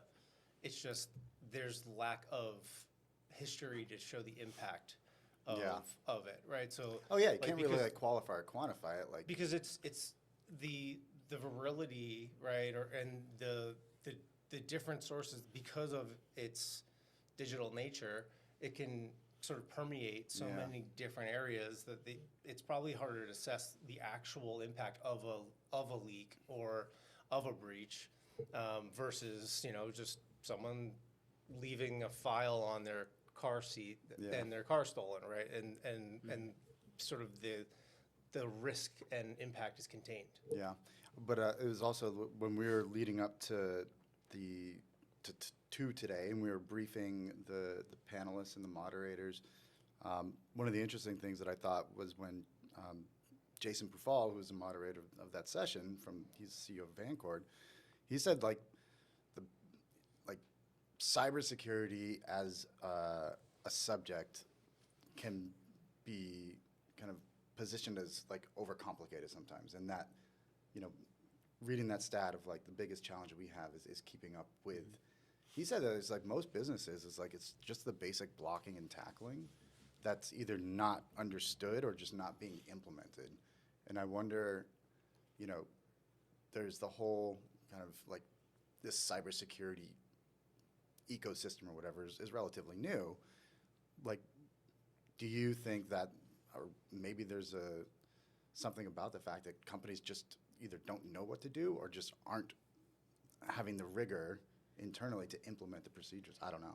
It feels like it's a balance of the human reality, right? Like the just compliance in general with policies and procedures is always a challenge for any company or organization at a very basic level. And then there's the just general education and awareness and understanding from the marketplace that's kind of the biggest obstacle, right? And Yin had said it, where at what point does the human intervention sort of meet up against the realities of a day-to-day within, you know, and how do you balance that? And that's what we're kind of hearing through the panelists and the questions is that's an opportunity cost sort of trade-off that is ongoing right now as it's in development. Is, you know, how far do we go to enact really stringent procedures and protocols? When do we have to leave it up to sort of human common sense, and when does that hit a wall? And So it's kind of the debate that's like exists like along many different subjects, is like how much like either state or federal oversight is required versus like the free market decisions made by companies and individual leaders.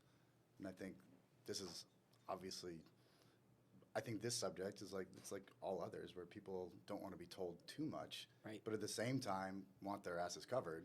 Well, and that's where compliance sounds expensive. Yeah. Perception versus perspective, right, I think falls into one of the final kind of topics they were talking about was if you come from the perspective of managing risk as an investment into your business versus managing risk as a cost center or expense to your business. So I think depending on how, if you're a small business and your P&L is on the tighter side, well, then it's more of that cost center expense version.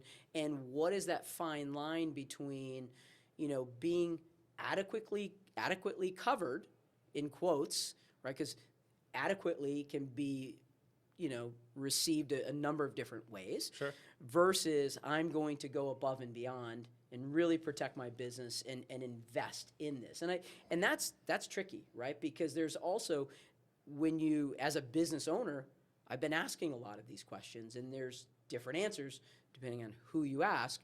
And what I hear from other business owners that we work with is, I don't know what the target line is. It feels like the target line is always moving. Just when I think I'm getting to a good place, oh, by the way, that goalpost has moved again. So I think there's, for a number of folks, the fear of being able to finally catch up to it will never happen. No. So at what point do I have to make a financial decision? Because the potential risk is always going to be there, and it's going to grow. I think it's kind of like that decision from a proactive point of view.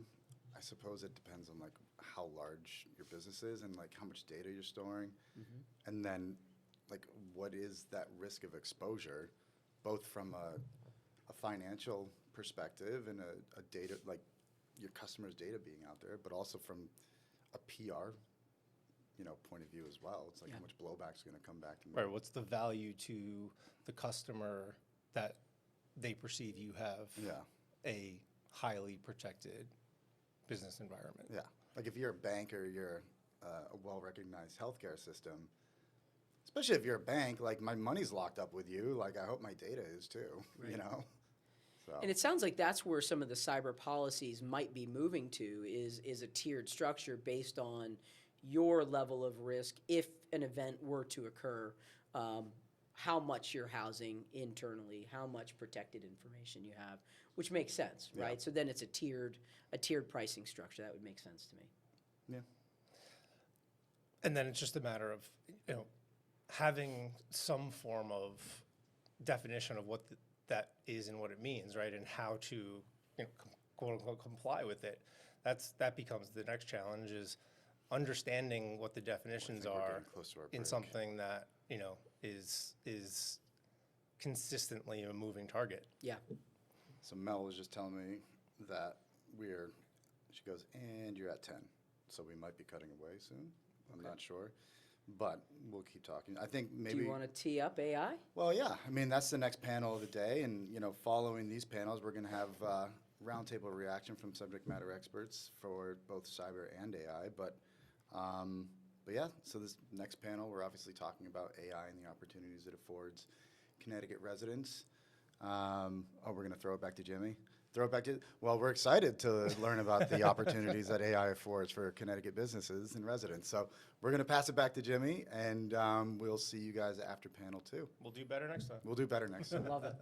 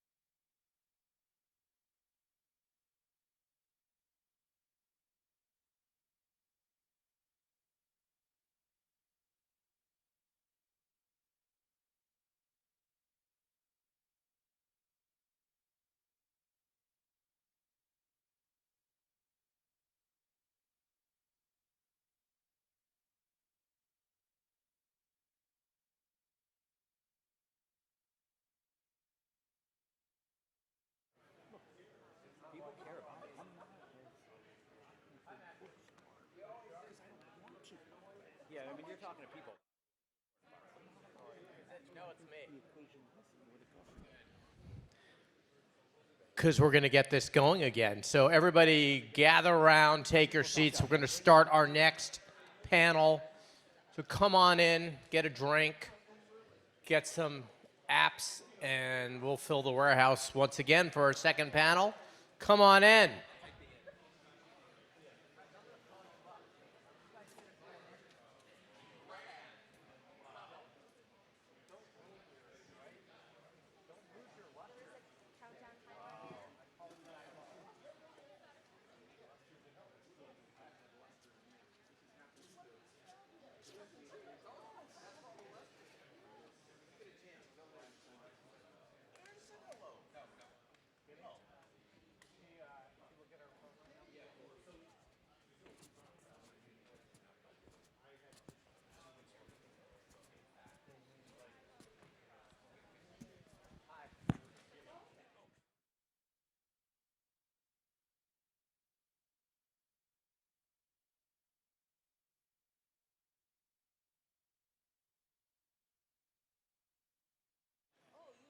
I'm the guy, yeah. Come on, Everett.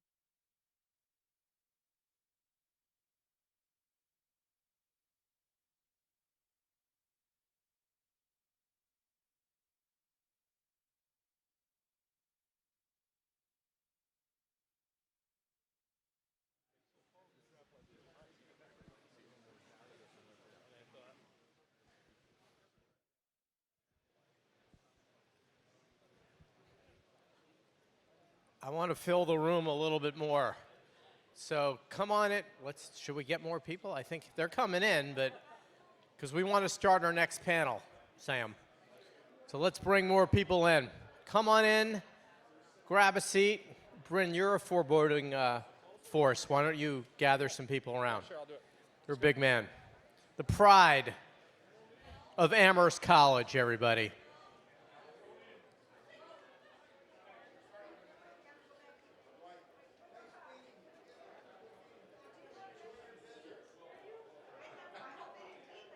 Are you on stage?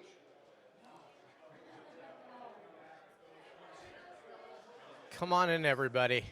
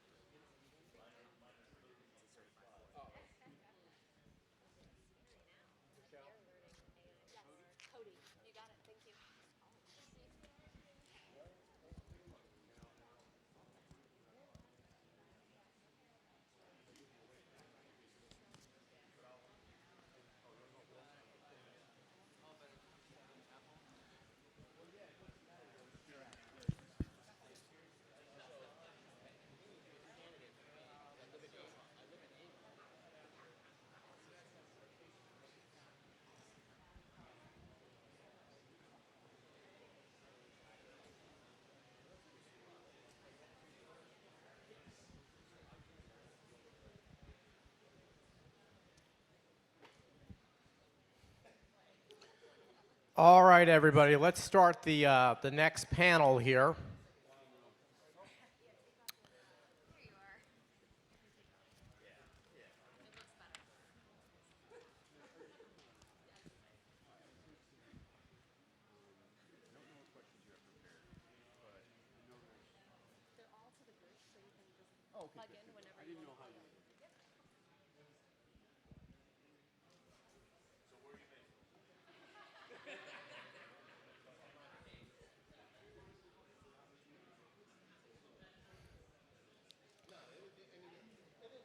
So everyone, the next panel is our AI panel, and the moderator is Michelle Cody. Come on up, Michelle. She's the lead instructor, Connecticut Center for Entrepreneurship. I knew I'd mess that up. Entrepreneurship and Innovation. Yes, they pay me to talk. Yes. Give it up for Michelle. Christopher Nocera is the Chief Data and AI Scientist here at the Rebellion Group. Matthew Wallace, CEO and President of VRSim out of East Hartford. Mary McFeet is the founder and CEO of Grounded Logic. Michael Acree, Director, Advanced Development Program, Skunkworks, Lockheed Martin. And we know this man, Senator Tony Wong from the Connecticut General Assembly. Good to see you again, Tony. Take it away, folks. We'll let you guys go for a bit, and then we'll take some questions from the crowd as well. Perfect. Thanks so much, Jimmy. Thank you, Bryn. Thank you, Sam, for having us here today. My name is Michelle Cody. For the next 45 minutes, it's my job to get as much of the brilliance that's inside of these minds out and to you guys as possible. My day job is to lead instructional programming at the Connecticut Center for Entrepreneurship and Innovation. It's part of the UConn School of Business. So I get to work with students, faculty, and alumni from every corner of the university to help them develop market entry strategies and business models to support market growth. I've also been very active in helping to build up the innovation and entrepreneurship community in the city of Hartford for the last 7 years. So I'm proud to be working in conjunction with the mayor's office and our business community and higher education community to be organizing Hartford's 4th annual AI Day coming up on April 23rd. So mark your calendars. I'm sending out the official save the date later next week. But it started as a humble experiment to figure out who in Hartford was even thinking about AI, doing interesting things in AI, wanting to learn about AI. And so in 2022, pre-ChatGPT, we had 68 people show up, but it was a really cool gathering. Steve Schwartz helped to kick us off as our keynote, and we looked around and said, you know, this is worth trying to replicate. So the next year, right after ChatGPT, we got about 200. Last year at the School of Business, we had 400 people show up to really engage in the topic in a meaningful way. 150 of those were students, which was really wonderful to see. And we organized the event in order to be a full day of learning, experiential learning. So there's opportunities and workshops to roll up your sleeves and build things like chatbots or experiment with RAG to kind of understand how these things work, and you can tweak what you want.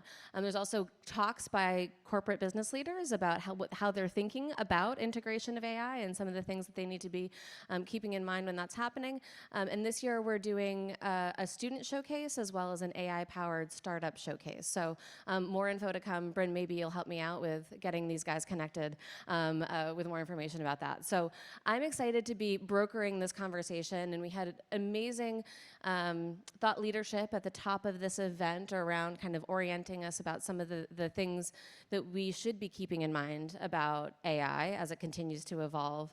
But in keeping with this afternoon's theme of shaping Connecticut's future, I really want to focus our discussion on how it's going to be impacting our community right here at home. So without further ado, I'm going to ask each of the panelists to introduce yourselves in context. So can you tell us a little bit about your role and organization, but also how you use or influence the use of AI on a day-to-day basis, and some of the most interesting aspects of the development of AI for you personally. So Chris, we'll start with you. Great. Thank you for that introduction. My name is Christopher Nocera. I work here at Rebel. My background, basically I was in academics for quite a few years. I went to Harvard. I worked with Steven Pinker, who's a very famous linguist. The work we were doing, particularly starting around 2010, was using machine learning and pattern recognition, which I guess we call AI to a degree now. And essentially we were looking at language and trying to disentangle decision making. So if the way I usually explain it is, if I'm having a conversation as I am right now, I'm steering that conversation and deciding what I'm saying, but the capacity for me to decide each word that's coming out of my mouth is difficult. I don't have enough time to actually make that decision. If I was, it would sound like this. So Fluid then. you need the Natural. fluid. Yep, so that fluid quality requires that we sort of almost go on autopilot. And so what's happening is, as I noted, I'm deciding my path of what I'm talking about right now, but the words in between my words are sort of coming from the implicit brain. And the implicit brain is the part of the brain that's really responsible for decision making largely. And we experience that through an urge. If I put sweaters in front of everyone and asked which of these sweaters is your favorite, you could identify it. If I ask you why, you don't really know. You can guess. But the truth is that computation is split. So what we did is then we took the filler words that are coming from the part of the brain that's responsible for decision making and started modeling them. And slowly we were able to disentangle essentially who a person is, their computational algorithm, if you will, that they use on different types of decisions. And currently here at Rebel, we're trying to take over the world. And so we're it's very Orwellian. No, we're using it as an understanding when we're working with a particular client who their actual customers are. So you can understand through different mediums, whether it be a customer review, call center information, but through the language, we can then sort of say, okay, it looks like these are who your customers are from what we're seeing in the several clusters. So that's kind of my AI flavor of the day. Fascinating. Thank you. Matthew. Hello, my name is Matthew Wallace. I am the CEO and president of VR Sim. We build virtual reality-based training simulations.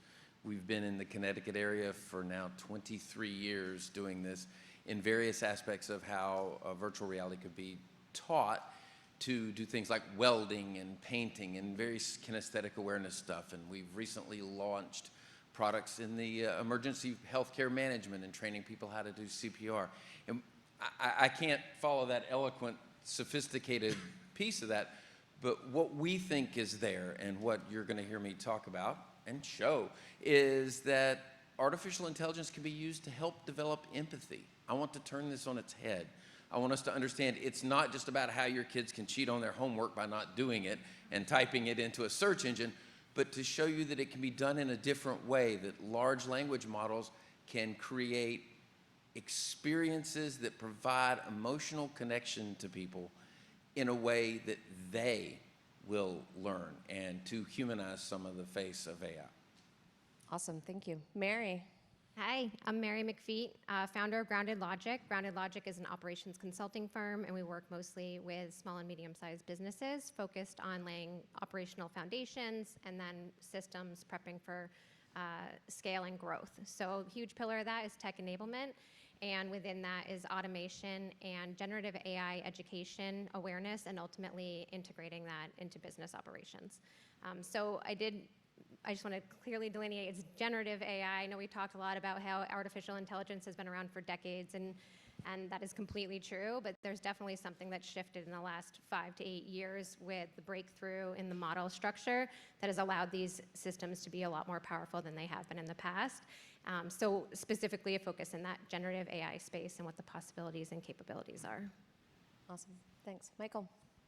I'll start with context. Raise your hand if you're comfortable walking onto a train that you don't see a driver or engineer operating. Almost everyone. Bryn, I didn't see your hand. Raise your hand if you, like Ing described earlier, would walk into that Waymo with a driverless car. A few less hands. Would you walk onto a commercial airplane without a pilot? Actually, it might be more comfortable. There's a few. Did you see him at the bar?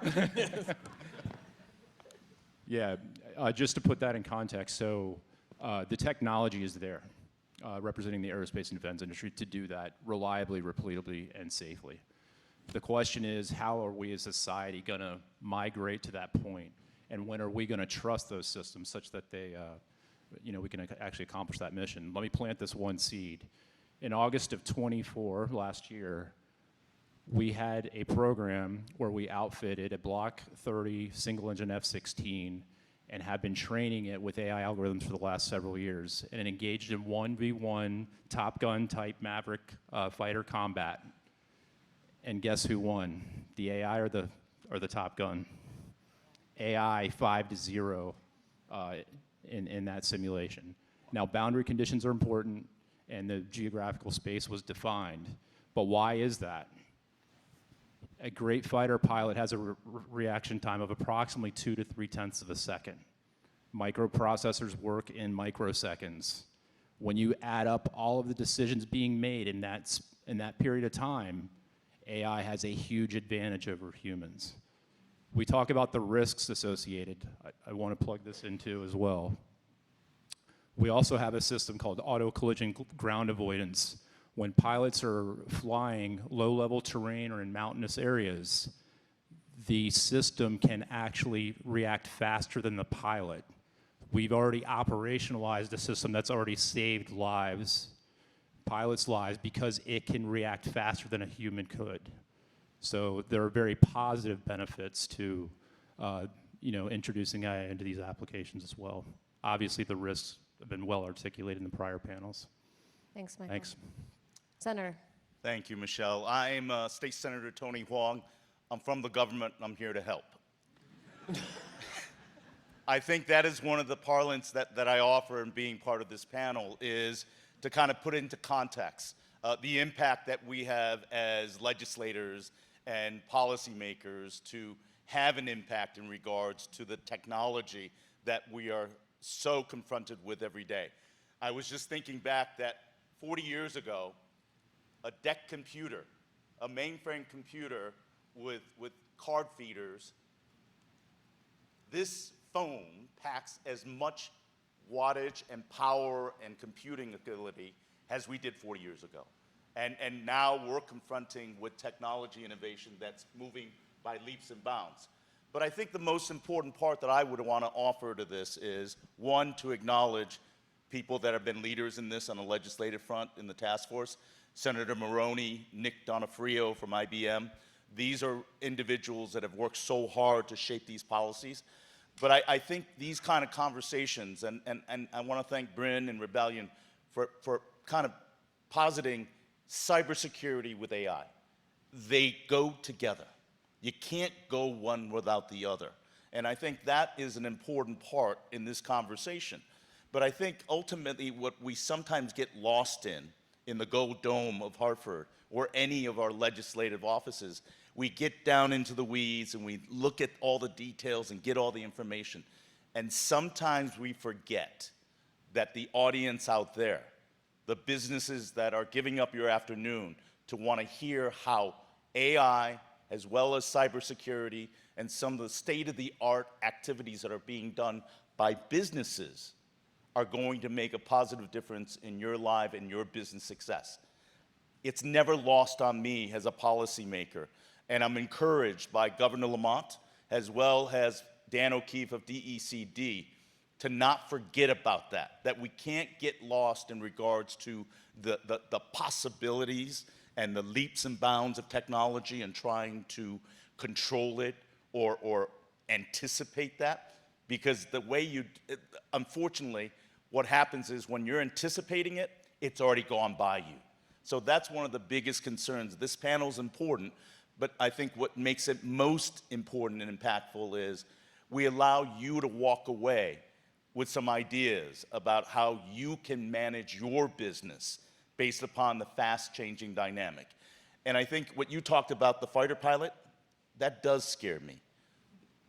But for me, I think it's really critical to understand that as powerful as technology can increase by leaps and bounds, I truly believe it doesn't replace the human factor.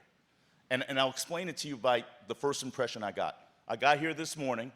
Bryn, I want to thank you and your staff for having a great program, but I cannot overstate the impact that your mother had. Flying all the way across the country to participate in this, and to give me that kind of a human interaction, that kind of welcome, I hope that a computer never replicates. So I think that's the human element we can never lose, but it does matter. And I think for us as regulators or anticipators, we need to understand that it is the human element that controls the technology, not the other way around. Awesome, thank you. And thank you to the panel for a great start. We had some, encouraging sentiment at the top of the event from Commissioner O'Keefe, Ron Angelo, saying that Connecticut really is at a place where it's positioned well to be a leader in AI. I'm wondering, from everybody's viewpoint up here, what are the biggest opportunities that you think AI and adjacent technologies unlock for the Connecticut business and community? What are the biggest opportunities that we should be thinking about? Open question. I'll go the reverse way. Okay. I want to applaud Commissioner O'Keefe, and I want to acknowledge the governor. And as recently as early this year, he announced a $100 million incubation technology cluster. I think the other factor is to really focus in on education and workforce development. I think it's an incredible opportunity for us in this state. But he also recognizes that we have an important role as policymakers to not throttle down, to over-regulate innovation. And if you need any other indication that we need to balance that, is just less than a month ago, when we thought America was the world leader in AI and innovation, and for China to come out and say Deep Six has changed the landscape, it is something that we need to be very sensitive to. And I think back to where this country, to this point, evolved nearly 30 plus years ago, when we had the onset of social media and technology. I'm looking for a balance in how we manage it, because I think that what we've seen in social media and the data privacy concerns, in which we've done a really good job on a bipartisan basis, I think we need to watch AI carefully and manage it as we go along. But I'm very, very concerned about any regulation, because Massachusetts aren't implementing these kind of regulations. New York, New Jersey, Rhode Island. We have the first of the nation in Colorado, but that doesn't go into effect till 2026. And the governor stated then that it is open to reinterpretation. I don't think we can put our state into that kind of a silo unless the federal government get involved. But I think ultimately it is something that we have an opportunity to be a catalyst in, and to be the best, not simply being the first. Chris, I know you want to jump in. Go ahead. Well, no, I think that I get the argument around not stifling innovation, but I think there are some inherent dangers. You have to figure that these models are entirely built upon us, our data. And so any area, if you go through, you think healthcare, if you think criminal justice, where they have been put into place, we can't forget that, it's a fact in healthcare that we will spend about 20 minutes longer on a dying white person versus a dying black person. This is a statistic that you can get. It's out there. And this information is put into the computer. This is part of the procedure and decision making. And so when that computer is making a decision as to whether it be a diagnosis or a treatment plan, and by the way, I was a physician prior to another life, but it has massive potential benefit in an area like healthcare, certainly, or in hiring the best person. But when the data that's going in there that's creating the algorithm is the data that we have created, well, then anything that we have had flawed in our own decision making is baked into the system. And it's talk about systematic biases. You're literally making the program. So my point is that yes, innovation, extremely important, but it has to have some guardrails, I believe, so that we're not disenfranchising individuals.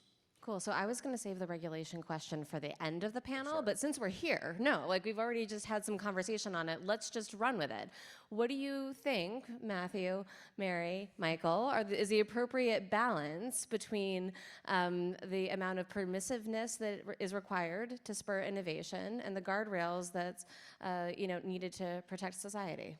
Oh, I was just going to weigh in that I think in that regard, there are table stakes that have to happen, and that we need to protect the citizens first and foremost. So like we can balance between competitiveness with businesses, but when we think about us as citizens, there are some table stakes out there. We heard on cybersecurity and data and our own personal privacy that we need to maintain and protect. So when you think of deep fakes or pornographic deep fakes, we've even seen stories where it's impacting students in schools. And that starts to pull at the heartstrings because it's not a generational thing. It's impacting our children, us, our senior audience as well. It's really impacting everyone. So first and foremost, I think that is a non-negotiable, that those basic rights need to be protected. Thanks. You know, I want to start with, I think we all want to find a way to do socially responsible development, however we define that. But we're a bit trapped because we keep saying AI as if we know what it is. And it's really a bunch of blind men describing an elephant. And it's an elephant that's doubling in size, every 6 weeks? So there's a lot of different aspects. It's going to manifest in a lot of different ways. There is certainly some low-hanging fruit. Online porn generation, all that sort of stuff clearly needs to be handled. We do need to think about a framework. How it gets implemented is a different question. And I acknowledge Senator Maroney has pushed forward with the idea that it's going to be a debate, and it should be a good, lively debate about how we ensure development, but also how we protect everything. And it's not just about protecting data. It's more complex than that. And I think it will continue to become more complex. 80% of AI development is not going to be new anything. It's going to be applications based upon stuff that's already existing, and it's going to stack up in very complex ways that we don't understand. This is why I've been an advocate, we did not do anything when social media suddenly mixed with this cool idea of let's have a phone in 2007, and we've changed literally the landscape of the world and the way we communicate. We need to be thoughtful about those things, I agree, without slowing down what needs to happen because we don't want to stay behind. Go ahead. Well, you brought up something interesting that I just wanted to double down on is like the use and how I think there's regulation on both the creation of the large language models and how they are done safely. And then there's also on the use. So if you think of, we all have videos on our phones. So you're not regulating the video camera, but if I take that video camera into a movie theater and film the movie and then go out and sell it, we got to regulate that end of it. So you need to also look at the use case of what people are using these models for in addition to how they're being developed safely. Michael, what do you think?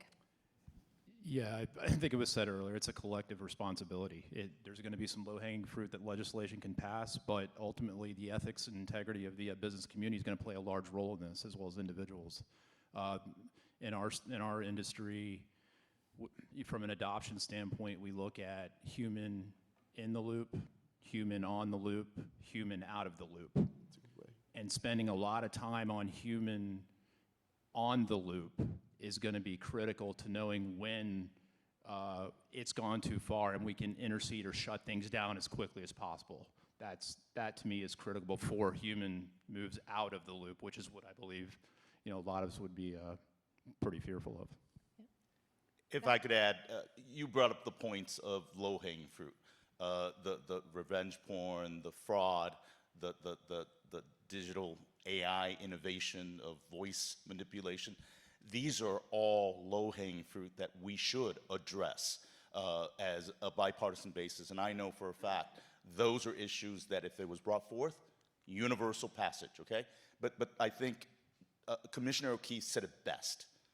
Whatever was illegal remains illegal. And I think that's a good basis. And I think we should learn by what this country has done in regards to the federal government not taking the lead on this, because the regional competitiveness is troubling. And the fact is, the 800-pound elephant that's in the room right now is what happens with this administration and DOGE. We're talking about Elon Musk, and I'm bringing up the name, but the reality is this was one of the original founders of OpenAI. I gotta imagine that he wants to delve into it. So stay tuned, buckle your seatbelt. The regulatory aspect is changing so quickly beyond the technology.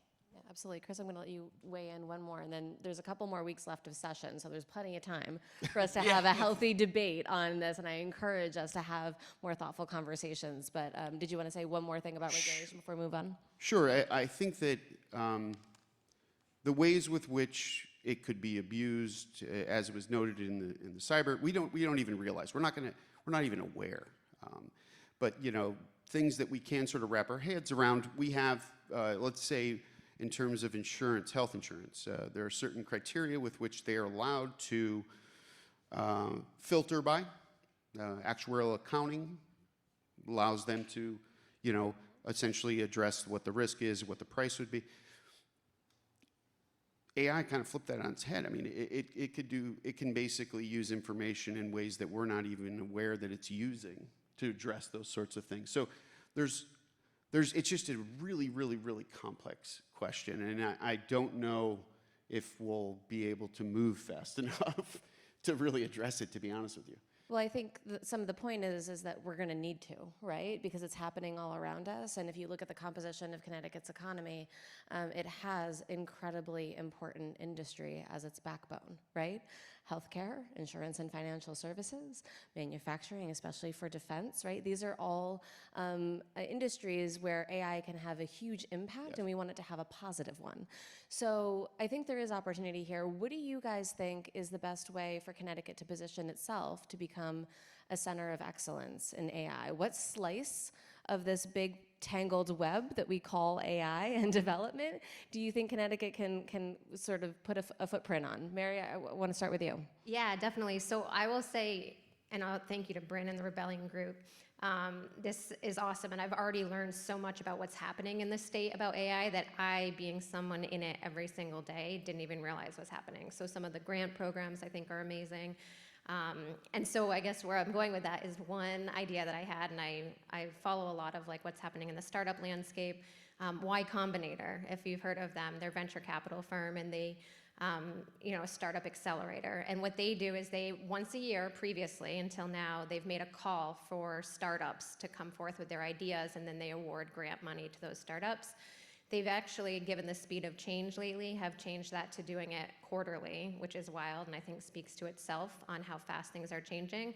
But I think it's interesting. I think it would be a smart decision to bring together, like the public and the private sector, talk about the white space out there, the opportunity for where maybe a startup could fill the gap or the need or something, that we could really capitalize on as an opportunity here, and make a call for that and really start a program within our own state of highlighting like where we think the opportunities are and supporting those startups. I think that could also bring people here too.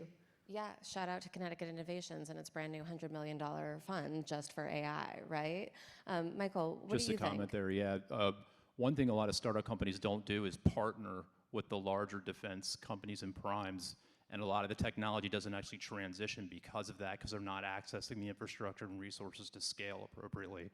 I went through, in prep for this, we only have one company in Connecticut that's a startup in our venture fund specifically in this space. And we have over a couple hundred.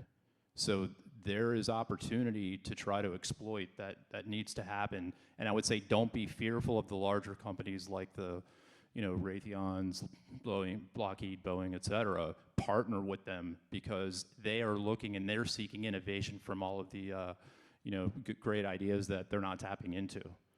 Matthew? You're kidding us, right? Because we're all scared shitless of you guys. Partner. No, it's easy to say, but I'm going to tell you, I'm not a startup anymore. I've been around long enough. I've been doing this a while, and we feel like the neglected sort of middle. There are a lot of base hits that AI is going to change. There are a lot of not $1 billion idea, $100 million idea. And those are very hard to get audience for, to get. Bryn is trying to do that. He's trying to pull that sort of whole spectrum of companies down. Or places like who could use help on how to integrate AI into what I'm doing. I'm doing it now, but I'm doing it on a resource base that's much less, right? And we find people, no offense, I'll call out Electric Boat. They're hard to work with. They're slow.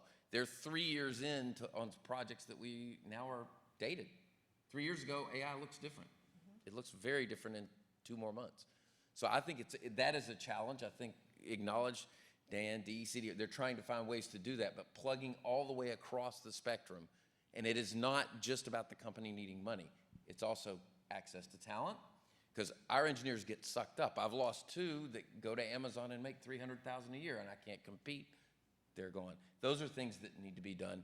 And at the lower levels, it's getting it exposed to the people. And I mean the high school level. I'm a big advocate that there should be prompt engineering in every high school class in Connecticut, across the board. Everybody gets to learn it, just like doing a checkbook.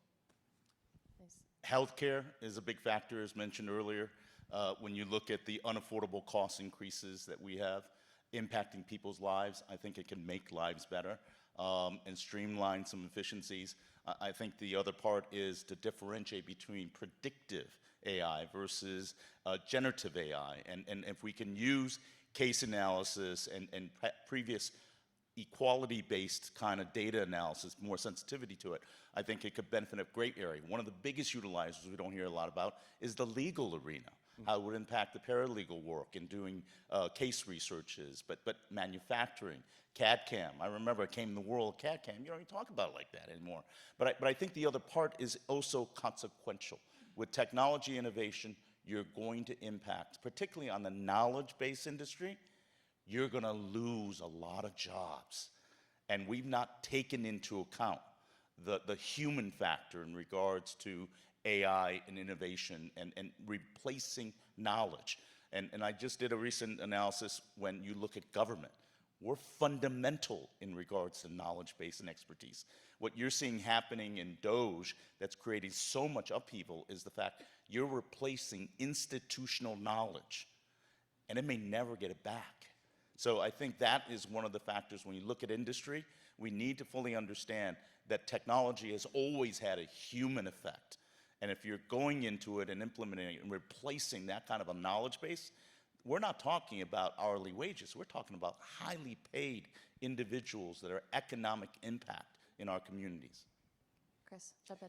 Yeah, no, I think you are right. I think educating earlier, I kind of look at potentially the most effective type of AI. If you think of a bicycle as the metaphor, the bicycle alone is nothing. You get on it, though, you can go speeds that you could never potentially go yourself. And so I think that it is that sort of like crossroads of figuring out ways to integrate the human into the technology. And I think if it's done intelligently, like Bryn sort of says, we're not replacing people.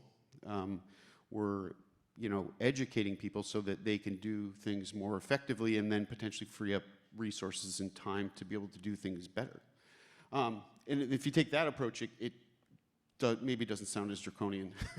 But I agree that there is certainly a consideration. That is a way that for us as policymakers need to think, because we can't think in a vacuum. We need to realize that the laws that we make impact all of you out there, and there's so much uncertainty. That's why there's so much interest in today's program that we're keeping you all day on. But the fact of the matter is, people want to know because their livelihood and their businesses depend on the kind of feedback and input that they get. Great. So while we have business leaders and government officials and members of the higher education community together assembled, what do you think we need to do in terms of critical investments to help make Connecticut a place where AI-based innovation can thrive? We've talked a little bit about funding. We've talked a little bit about talent already. But are there other things that would be critical to our state's success, especially in a comparative regional basis of where we sit in the country? Yeah, I'll dive in there. So I'm been working primarily out of Georgia, not Connecticut, but I wanted to share a bill they passed about 5 years ago that I helped draft legislation on. And Governor Kemp basically said, hey, I want to attract high-tech talent into the state. And he drafted a pretty generic bill. It ended up being the largest EDO opportunity that has ever been passed. And he gave tremendous tax breaks to companies that were willing to sign up to pretty aggressive hiring and investment thresholds. So in this case, they were getting a $5,000 employee credit for everyone hired, but you had to sign up to hiring close to 2,000 employees over a 10-year period. And then you had to invest, over $500 million in the infrastructure to support specifically high-tech jobs. So it wasn't specific to AI, but it was specific to attracting, high-tech talent, and it was effective. Over a 7-year period, we've grown that operation in that facility almost a factor of 20x and taking advantage of all those economic benefits. Awesome. Thanks. Chris? I think energy costs, it's hard, right? That's where the rubber meets the road, so to speak. In other parts of the country where they have, not such an aging infrastructure or more control over it, it's hard. There's no easy solution there either. But that is definitely one of the areas that it's going to be a roadblock for innovation here. Okay. Matthew? Oh, I'm totally backwards on this. Seriously, I want to raise a different issue. It's not all about jobs and it's not all about economics. Let me show you an example. How many people here have an elderly father, mother, uncle, brother, cousin that they've dealt with dementia care issues or are going to be dealing with dementia care issues or have relatives in nursing homes? That is a lot of us. And there is a lot of misery. And this is not necessarily just about then finding somebody else a job. We're doing this right now. We have existing prototypes of helping reduce the misery of family members that are running into people with dementia care by giving them characters in AI that they can relate to so that they know how to answer when their brother asks about his wife who's been dead for 5 years, what the right answer is.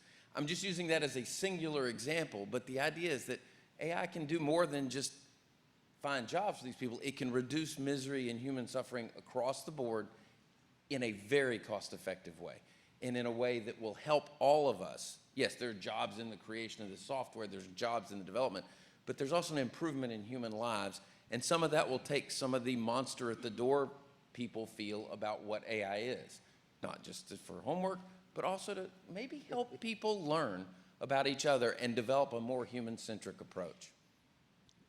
I'll follow on that because those are life-enhancing products where AI can be a value added, and it is, using a lack of a better phrase, a better mousetrap. But I will assure you, when that product is out there, combining with AI and human empathy and need, it's going to be a success anywhere in this country, anywhere in this world. And I think that's where, for us as policymakers, we need to empower, we need to support, and that's where the Innovation Fund and the incubation is, to support that entity. But I think the other factor is challenging. It is not a coincidence that Georgia has been ranked #1 or #4 in business development. In fact, just announced today that Duracell will be moving all of their operations down to manufacturing operations down to Georgia. I think one of the challenges we have is energy costs. But the other critical factor is that we have challenges in producing workforce. I've been on the Governor's Workforce Council. We're trying to break through silos. Government can sometimes be a deterrent. But I think third, I want to finish on being an optimist because we live in a great state, situated between New York and Boston and have incredible topography and education awareness. But ultimately, we need to channel that rather than be feeding grounds of highly educated people and have them go to Georgia or Texas.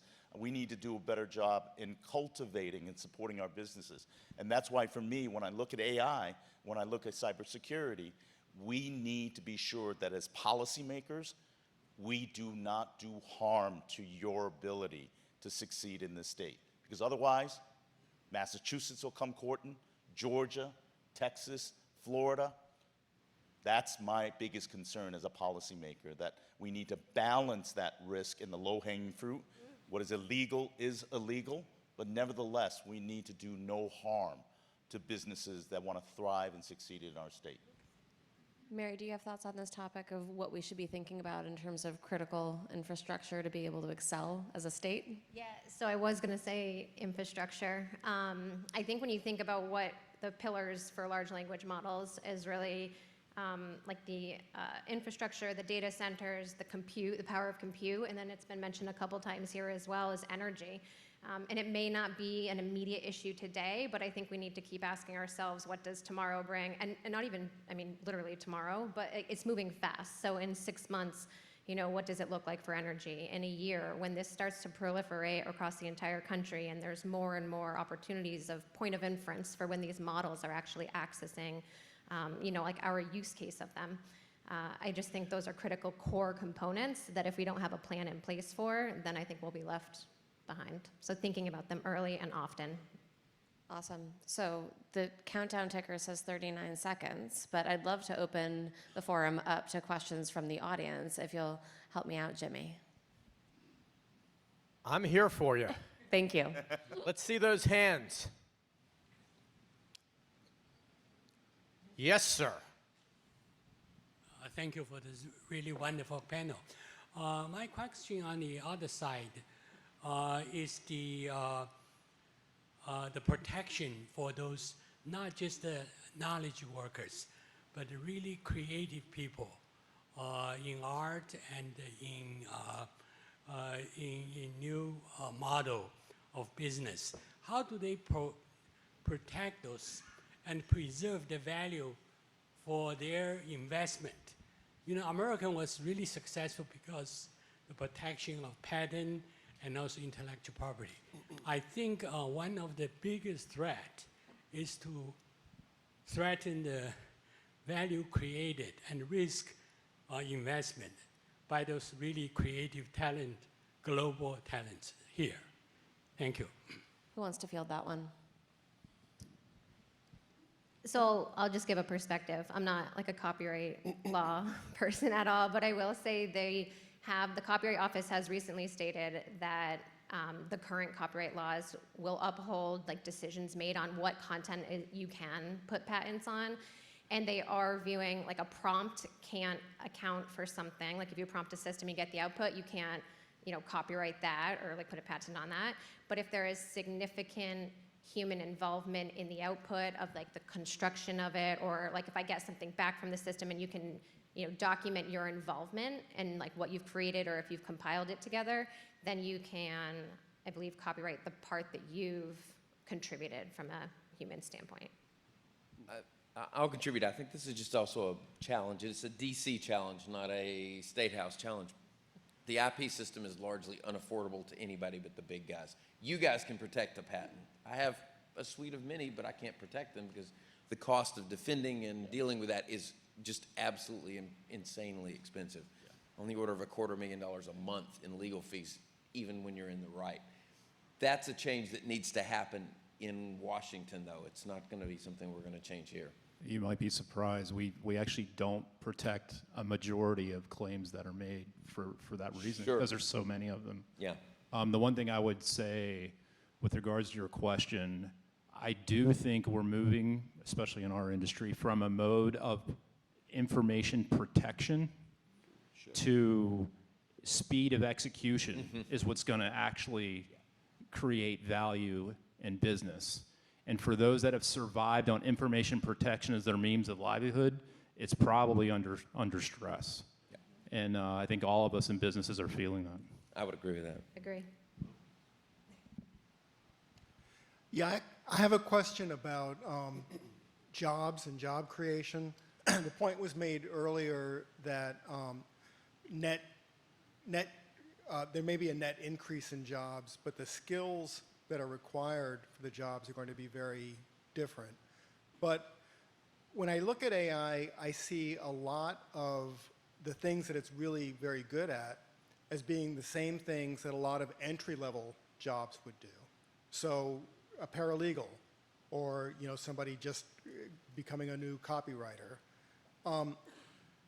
Is AI sort of damaging the pipeline in terms of how we bring people into the workforce and give them the experience and give them the expertise that they need to make smart judgments about how to use AI? I'll take that one. I agree with your assessment. The skill set of the workforce coming into the companies right now has to be very different than it has been. And I do agree a lot of the quote unquote lower level jobs are being displaced. Having said that, I think you made the point earlier, we are big fans of high school internships, not just collegiate internships, and getting the younger workforce conversant into, these sorts of programs is extremely important. Now, Elon Musk from SpaceX, we track him pretty closely. He hires folks out of high school now. And so what's happening is it's more cost beneficial for us to train them and employ them right out of high school than be dependent on the collegiate system or university system to educate them, because we can then have a better impact the younger they are on their values and their skill sets moving forward, and they're costing less. That is a growing trend in our industry. It's an interesting point. I mean, I know that not necessarily what the question was asked, but the German sort of methodology of educating, they'll spend a year at university or sometimes 2, and then they go in the workforce and they basically find a job that they like, and then that job will basically pay for their follow-up in a specified manner. That's kind of it's always been I always saw that as like an interesting sort of philosophy or path. Legislatively, we've taken a very strong interest in apprenticeship programs in the trades, and I remember my experience at Pratt & Whitney, a lathe operator, and it was the onset of CAD/CAM, and what we found was a significant, difficult transition in regards to those machinists operating a lathe now having to code in. But what I've found in recent years is that those individuals have seen their earning capabilities multiply, and quality of life and a cleaner manufacturing process. But the challenge is education. And I think the other part is to go in. We studied the German program of taking someone in after a year university, go through the manufacturing discipline of Six Sigma and quality. But the challenge ultimately is understanding, going back in when we talked about the governor's workforce, we need to have educated workforce into the STEM arena, which is unforgiving in regards to not learning properly. Because if you got a calculation wrong, as my wife would say to me, you can measure 4 times. I'm never gonna let you cut anything because I don't have that strength and skill. But nevertheless, I think workforce training is integral to us being able to compete in this marketplace as a state and as a country. So quick follow-up then, what are the key knowledge, skill, and capability areas in a world powered by AI that we need to focus on in terms of preparing our workforce? I began by saying STEM. You can't do STEM enough, and it has to begin from K to 12. I think it needs to be fundamental in regards to how we compete. When you look at our math and test scores, we lack behind multiple countries around the world. And not having that talent puts us in a tremendous disadvantage in any technology-driven arena. Matthew? Yeah, I've been in the workforce development area for 22 years now, and I can tell you, yes, and what they most want, it's high school level, and it's basic skills. Interpersonal skills, problem solving, reading, right? Show up on time with a clean shirt and you have a job. There are over 1,000 open positions at Electric Boat right now for welders, and they will train those people up. So those basic high school level skills seems to be where the core is, and a large part of what we do is just give them that basic preparation. The AI just makes it facilitate, makes it easier. The same problems here, the same problem. 20 years you've been working on workforce development, and we still got the same gap. I would agree, though. I think that the most effective use of AI is when you can put that problem-solving, sort of process behind it. Yes, you could ask it a question, it'll kick out something that may or may not be useful, but if you really put sort of a process behind your prompting, so to speak, you can get to a much, much deeper and more effective answer. So I still think it ends up being the STEM. I agree. But I do understand what you're saying as well on the Well, no disagreement. It is the STEM stuff. It's base skills. And going back to the human element, AI in the education process needs to engage the learner, not just dictate. And I think that's the input. It's not going to find the solutions for you, but it can make that interactive learning a kind of a motivator to want to learn more. And I think we need more of that, more than ever. And based upon your work in Hartford, I think AI and our technology incubation, what's happening and the commitment that the governor's made to Hartford is it can be an incredible social equity balancer to turn a lot of the dormant spaces and unused kind of energy. Starts with education, but we need as a state to empower and enrich the urban initiative for a revival, because it's essential for us to succeed and compete. Totally agree. Thanks. Panel, we're gonna get one more question in before we wrap up. Bryce, you're up. Great. I guess a lot of my question was taken there. I'm Bryce Chenal at the Abundance Institute, a new nonprofit focused on ensuring AI innovation and prosperity going forward. But to the question on the workforce, something that I'm always reminded of is, we used to have elevators were not automated. There was once manned by a person, right? And we moved on from that in a successful way. Bank employment rose after the adoption of the automated teller machine because people would be able to do more productive work within the banking sector. And AI can improve the productivity of, say, a low-skilled worker that makes it more appealing as an employer to be able to hire them in the future. So I guess I wanted to offer maybe like a more positive outlook on that. Would happy to have you continue it, but I know you're trying to wrap up. It could also, the point about like diversity, it can improve on those metrics where we've had before. If the AI is working in the way that you want it to, where it's focusing on skills and capacity versus, say, demographics as a positive outcome for society. I mean, it's true, Matthew. You could train 100 of those people in an electric boat with some of the machinery I've seen in your East Hartford offices. Yeah, and look, we believe in this stuff, and we believe that everybody doesn't need a college degree. A lot of the jobs, and we need to talk about that. And I'll use the Germans. I've been all over the world on this. The Germans support things like welders as skilled trades or painters, and this idea that skilled trades are a meaningful thing and can create a meaningful wage for somebody. We've lost some of that, and I would particularly pick on Connecticut as a place where that has not gotten the message. It's very true. Trump is dying for machinists right now, and those are good jobs. So is Caterpillar, or I can name 100 companies.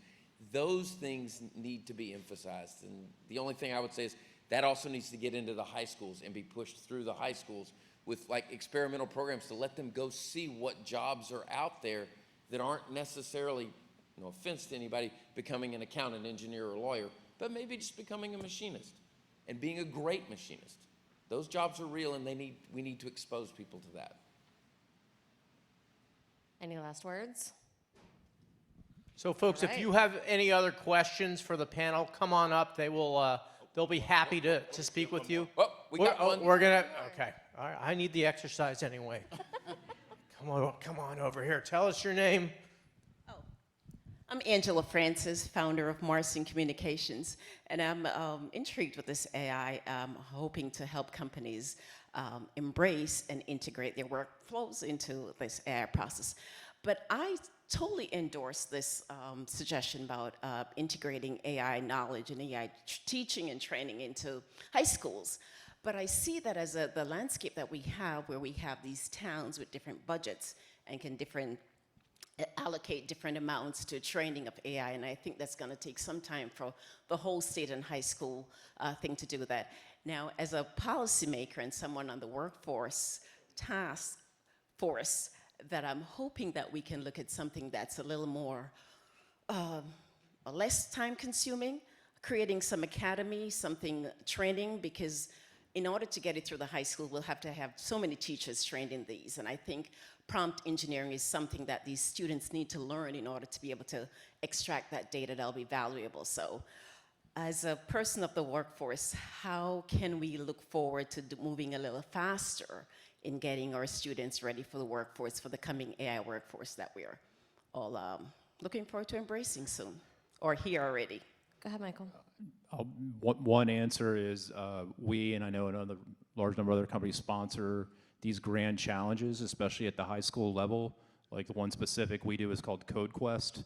So nationally, you basically create incentives for teams of students to get together, and then the winning team gets a full scholarship to the college of their choice and a job. So creating those large incentives at that level and then publicizing it, I think, is at least one way we're trying. And then just quick plug, Charter Oak in Hartford just launched their Connecticut AI Online Academy, completely free. And they are oversubscribed and working on developing more capability, and it's self-directed. Everybody from different walks of life coming together to try to figure out how to get the basic skills that they need to integrate AI into their life. So go check them out. They're gonna be presenting at AI Day in Hartford on Wednesday, April 23rd. And the academy is open to all age segments for people Yes. that want to learn or making a transition. But I also want to do a shout out to IBM's P-Tech that incorporates high school with college degrees and internship. So we talk about apprenticeship, but internship and getting real work experience, mentorship is a real guide. But I also want to add that particularly with STEM, it doesn't just stop when you leave the school. We need to have a foundation of stability, of reinforcement from home base all throughout an individual's learning process. It just doesn't stop when a child leaves school. It has to be reinforced and confirmed every way. Absolutely. Please join me in thanking our panel for this afternoon. Michelle, Christopher, Matthew, Mary, Michael, and Senator Tony Wong. Thank you guys. That was awesome. Thank you guys so much. If you guys do have other questions, you could just come up and we'll talk. Before we finish, I just want to call Sam Barrett up. We're going to talk about the next event, which is in April. We also want to shout out one of our sponsors, Avello, who's been a great presence in Connecticut.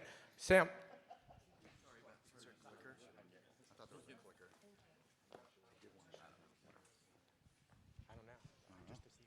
I don't know, Mel, was there a clicker? Oh, there we go. All right, folks, well, thank you so much for coming. Thank you, obviously, to our panelists, our moderators, Jimmy Altman, as usual, Ing Ho, and Steve Schwartz for their keynotes. Massively appreciate it. Thank you to our sponsors. We do have an Avello ticket giveaway that we'll be announcing on social media, but I really appreciate everything, obviously, from the HB team. Amazing from the Fox team. Thank you so much for the live broadcast or the streaming capability. And then keep in mind that we have our April 24th event coming up, Sports and Innovation. Talked a little bit about that at the beginning. Feel free to register and please join. It should be an awesome event. We've got folks from ESPN, UConn, Travelers, PGA. There's a ton. It's gonna be awesome. And finally, if you guys, if you don't know, this event, the coverage is going to be available on demand on the Fox 61 Plus app. If you want to go back and see yourself as speakers, then great. If you guys want to take clips and learning from it, then feel free to do that as well. So from everybody at Rebellion Group, thank you so much for attending today. I hope everybody learned something. So appreciate it.